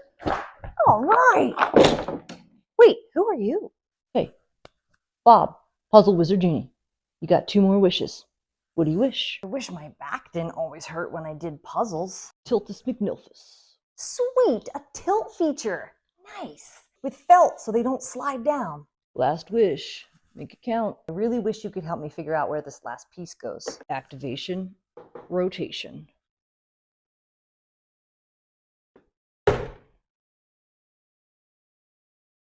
How do you manage your hangers?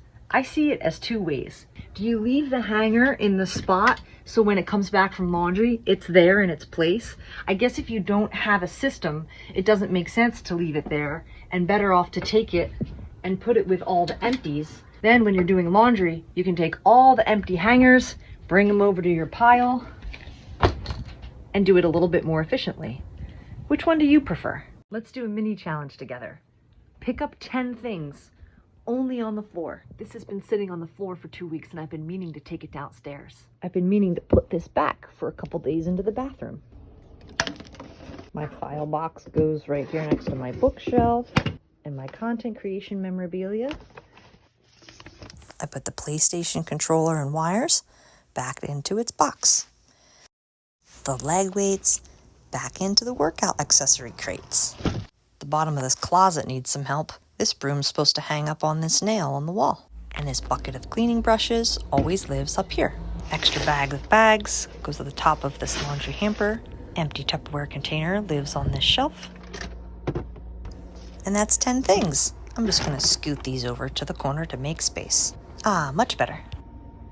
How do you know when you need to hyper-organize or just generally organize? The common theme is, how often do you need it? Here's a quick filing example that also applies to general organizational tips. I have a folder in my files called Reference. Now, all the stuff in Reference could be other folders labeled separately, but creating many folders takes up a lot of space. And the stuff in Reference is just information that I need to reference from time to time. Clearly, I don't have a ton of paper to hyper-organize. Things like our lease, receipts for the cat trips to the vet, receipts for my car work, and some other important documents. Other than that, manuals, memorabilia, items relating to my content, and some empty folders. Aside from how often you need it, you also want to consider how long would it take you to peek through this folder every few months or so. Let's apply this tip to general organization. You've got a huge bin of electronics, extra wires, chargers. You rarely go into it, but it's all there, jumbled all together.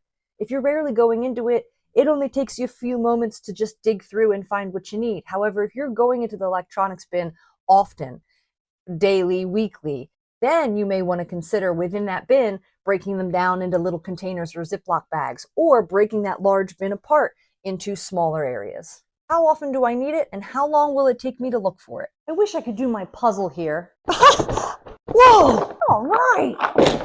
Whoa. Oh, yelling, I'm yelling. Whoa.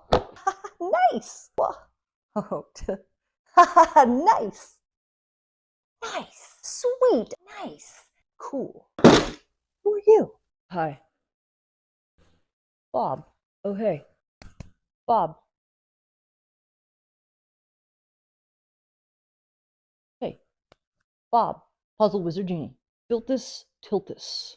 Tiltus McNilfus. Tiltus McNilfus. Last wish. Last wish. Make it count. Activation, rotation. Activation, rotation. Oh boy. Okay, this is going to be a fun one. Rotation. Oh, wait, grab puzzle piece. Oh, come on. Are you inviting yourself? Putting items with their coworkers and where they go to work reduces the steps involved and helps you set up your habits and routines. I invite myself with free weights in the living room because the coworker is the TV, and I'm less likely to work out if I have to pull the weights out first. I invite myself to do more dishes now that I have a soap daddy and a scrub daddy always ready to go. Out of sight is often out of mind. Give yourself a chance. Invite yourself. One of the most common reasons a lot of us won't declutter something is because we say, oh, I forgot that I had it, or I don't have access to it. Well, give yourself access to it. Are you using it? Now make the decision to it. I just stubbed my toe. Take 3. You guys, I had to get really creative with my apartment here. I pushed the couch out from the wall in order to create more storage space. We're in a smaller apartment, as you may know. We moved a bunch last year. We've downsized like 60% of our belongings. And so we're kind of in just this temporary holding place in this apartment right now. And it's just smaller than what we're used to. So I created a gap here for storage, my work stuff, moving boxes. We're not quite ready to move, but we're hoping to be in more permanent space soon, by the end of the year, hopefully. Just extra storage, because I was looking around thinking, where can I put any of this without it being directly in our space? I was trying to get creative and tuck things behind the kitchen table, and it was starting to burst at the seams and drive me nuts, and it was affecting my mental health. So I just thought, all right, let's push the couch out a little bit, make it closer to the TV back there, and there we go. Created a extra storage space. You know, you got to get creative sometimes and work with what you got. If you have habits like this to organize tax receipts or paperwork, organize like this. And if you don't have any habits and you're just getting started, organize it like that. It doesn't matter what it looks like, as long as you can find it when you need it. I don't have access to it. I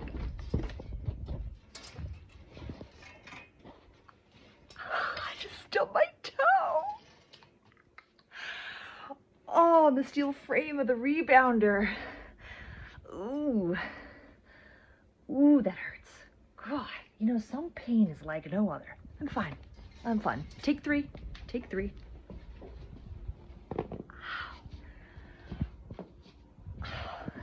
Most common reasons. Excuse me. Excuse me. I will attack you on the way down. I will.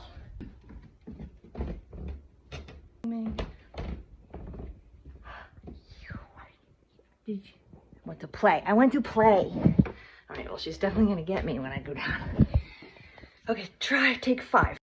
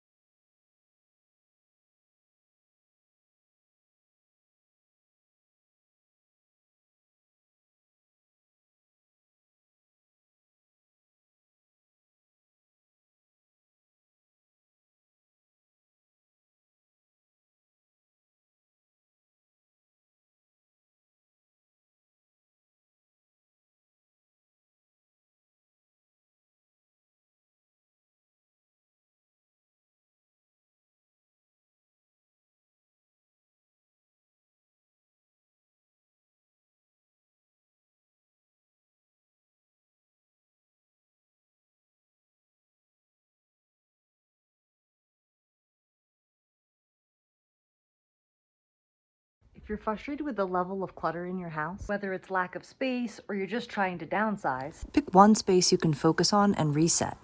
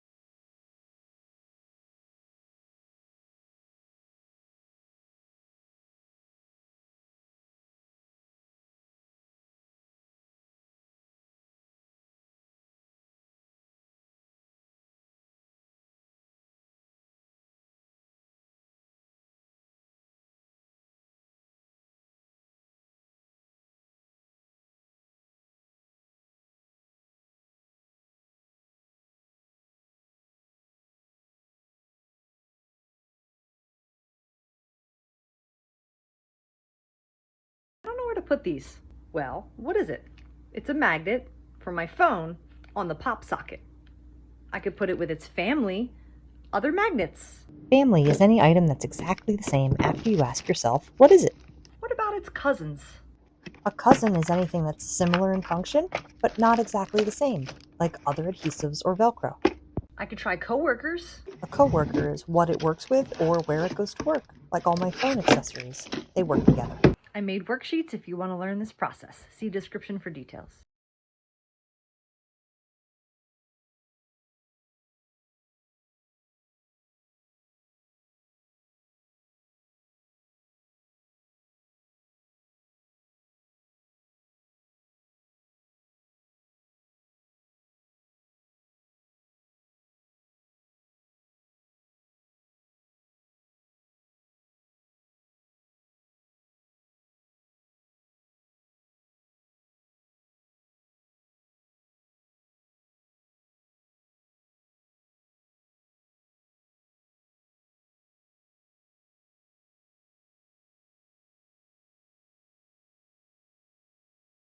"50 purging questions. What emotion does this item evoke from within me? Peace. If it's sitting around collecting dust, do I really value it? If I let this go, will it free up mental space? Oh, it's so thick and the font is so small. Donate. Keep.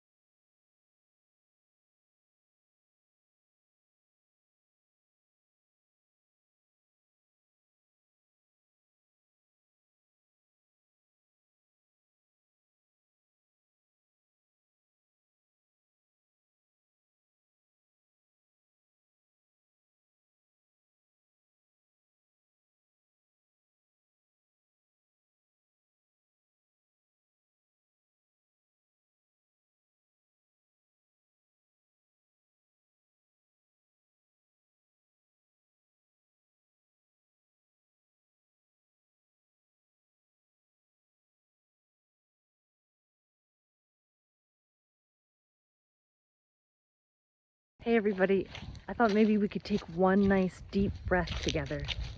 I decided to stop by this local lake today to give myself some quiet and take a little walk. And let's just take one deep breath together, all the way in and all the way out. In through the nose, out through the mouth.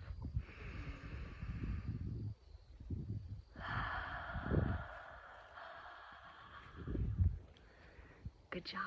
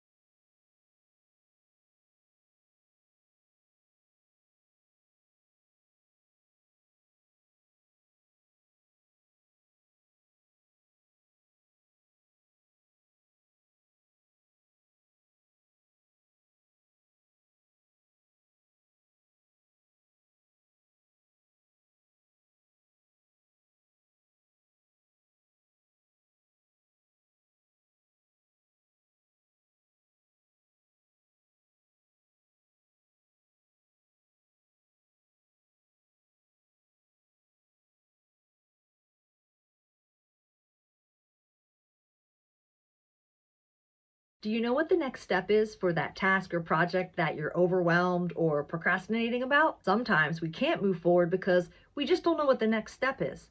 And so you know what the next step is? Figuring out what the next step is. I was just trying to come up with a concept for a video. It's been on my list for a couple days, and I realized, oh, the next step isn't just gonna magically come to me. So I sat here for 3 to 5 minutes, thought it through, and came up with my concept. All I needed was just a moment to stop and critically think and just find out what the next step is. You don't just do a project like declutter the closet. You do the actions within the project. If you have declutter your closet, that makes your brain work and think about all the steps at once, and you can become paralyzed and overwhelmed. But if you break it down into 4 steps, 1, purge, find clothes to donate. Step 2, sort, put similar categories together. Step 3, contain, decide where the categories are going to live. And step 4, maintain. Does this system support my habits, and will it stay organized? Give yourself those action words to prompt your brain to get in motion. If you want to learn more about the 4-step process, check out my book. See the description for details.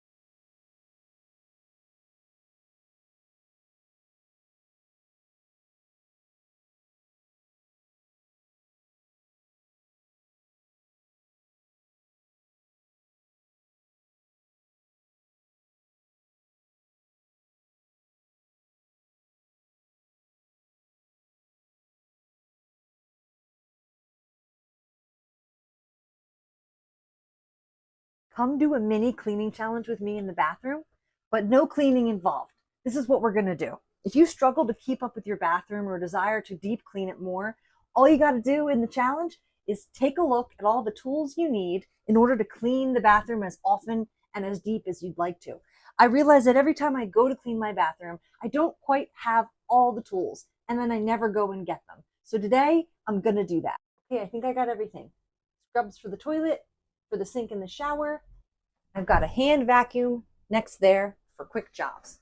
What am I missing? I think I need a squeegee for the glass. See a description for a little list of basic tools and tell me your favorite bathroom cleaning tools that you recommend.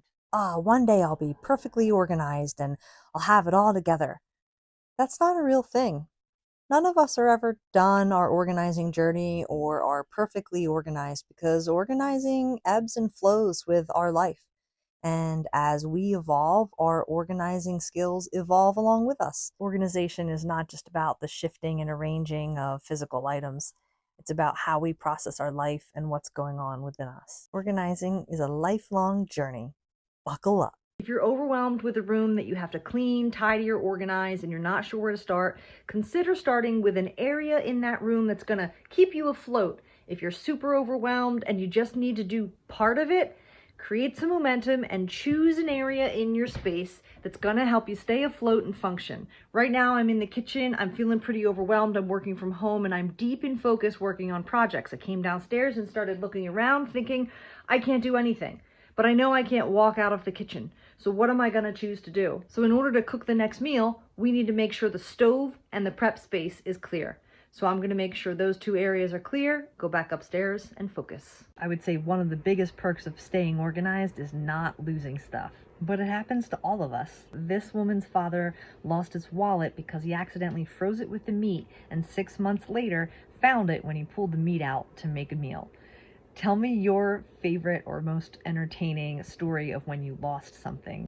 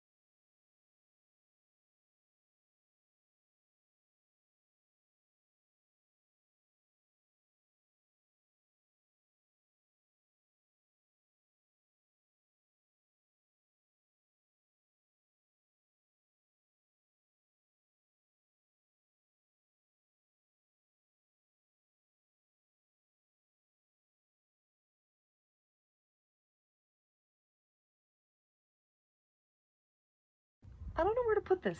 What is it? It's my rarely used evening bag. Put it with its family, love. Family, other purses. Don't have any. Try cousins. Cousins. Like a one-off from your family. Similar in function, but not exactly the same. All I have are backpacks and camping gear. What about Coworkers? Oh, Coworkers. Perfect. Where it goes to work or what it works with. My one fancy dress-up outfit and bra that I wear once a year. Smashing! There's Worksheets, darling. See the description for more.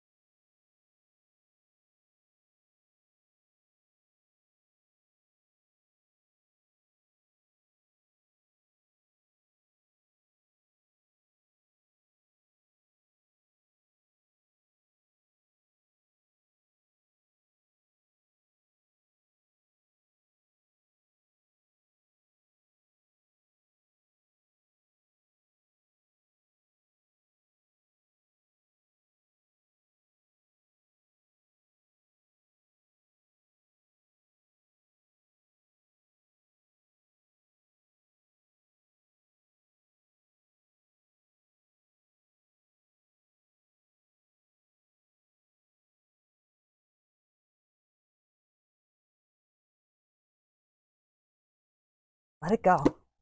Let it go. Can't hold it back anymore. Let it go. Let it go. Turn away and slam the door. You'll never see me cry. I've become the type of person that takes really good care of their stuff, and it lasts a really long time, and here's a tip why. A friend of mine once told me a leaning guitar is a falling guitar, so I got a guitar stand. I had my last MacBook for almost 10 years because I always try to put it in a safe, flat spot. Because when you place it down, if you see it falling in your head, it's possible that might happen. And if you see that drink spilling when you set it down, make sure it's out of the way, far away from your electronics. And it's okay if you want to live dangerously, but accidents do happen. It's a habit change, but it's an investment to your stuff. When it comes to mail or papers, if your habit is something like this, organize it like this. And if your habit's more like that, set yourself up for success and organize it like that. It's official. Cousins, Coworkers, and Family is now officially registered as a trademark. Now I just have to remember to renew it every 5 years. How do you remind yourself to do something every 5 years? That's such a good box. Oh, it has potential. Oh yeah, that's a good looking box. Definitely potential. Beautiful, sturdy basket. So much potential.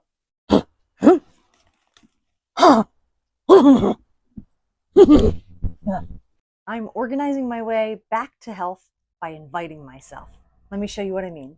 In the bathroom, I'm inviting myself to step on the scale to track my progress. In the kitchen, I'm inviting myself to keep up my protein and also to keep measuring my food with tablespoons and cups along with the food scale. And I've invited myself to work out during the winter by rearranging my living room. That way, I can wake up and get right to it. No excuses. Think of your house as a store. The areas that you use every day are the shelves. That's where you shop. And the storage space is the warehouse. I don't have enough space on my shelf here for all these cups. I'll put a week's worth here on the shelf for my pumpkin seeds and put this back in the warehouse. This big bag of cat food takes way too much space under our sink. We fill this for the shelf and this goes to the warehouse. I don't want this whole bag on my bathroom shelves. I fill my little glass and I put the extras in the warehouse.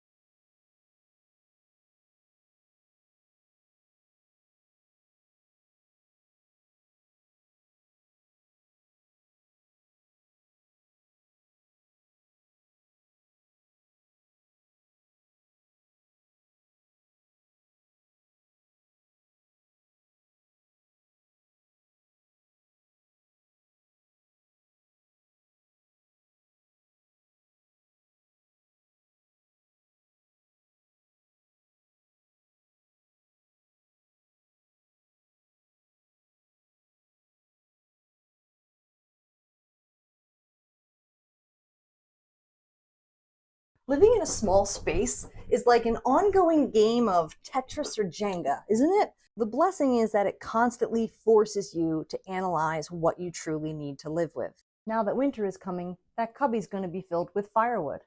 And what used to live in that cubby was our camping and sporting goods. And what used to live behind the couch before we moved it in front of the fireplace were our moving boxes in hopes that we'll be moving soon. One change can affect the whole place.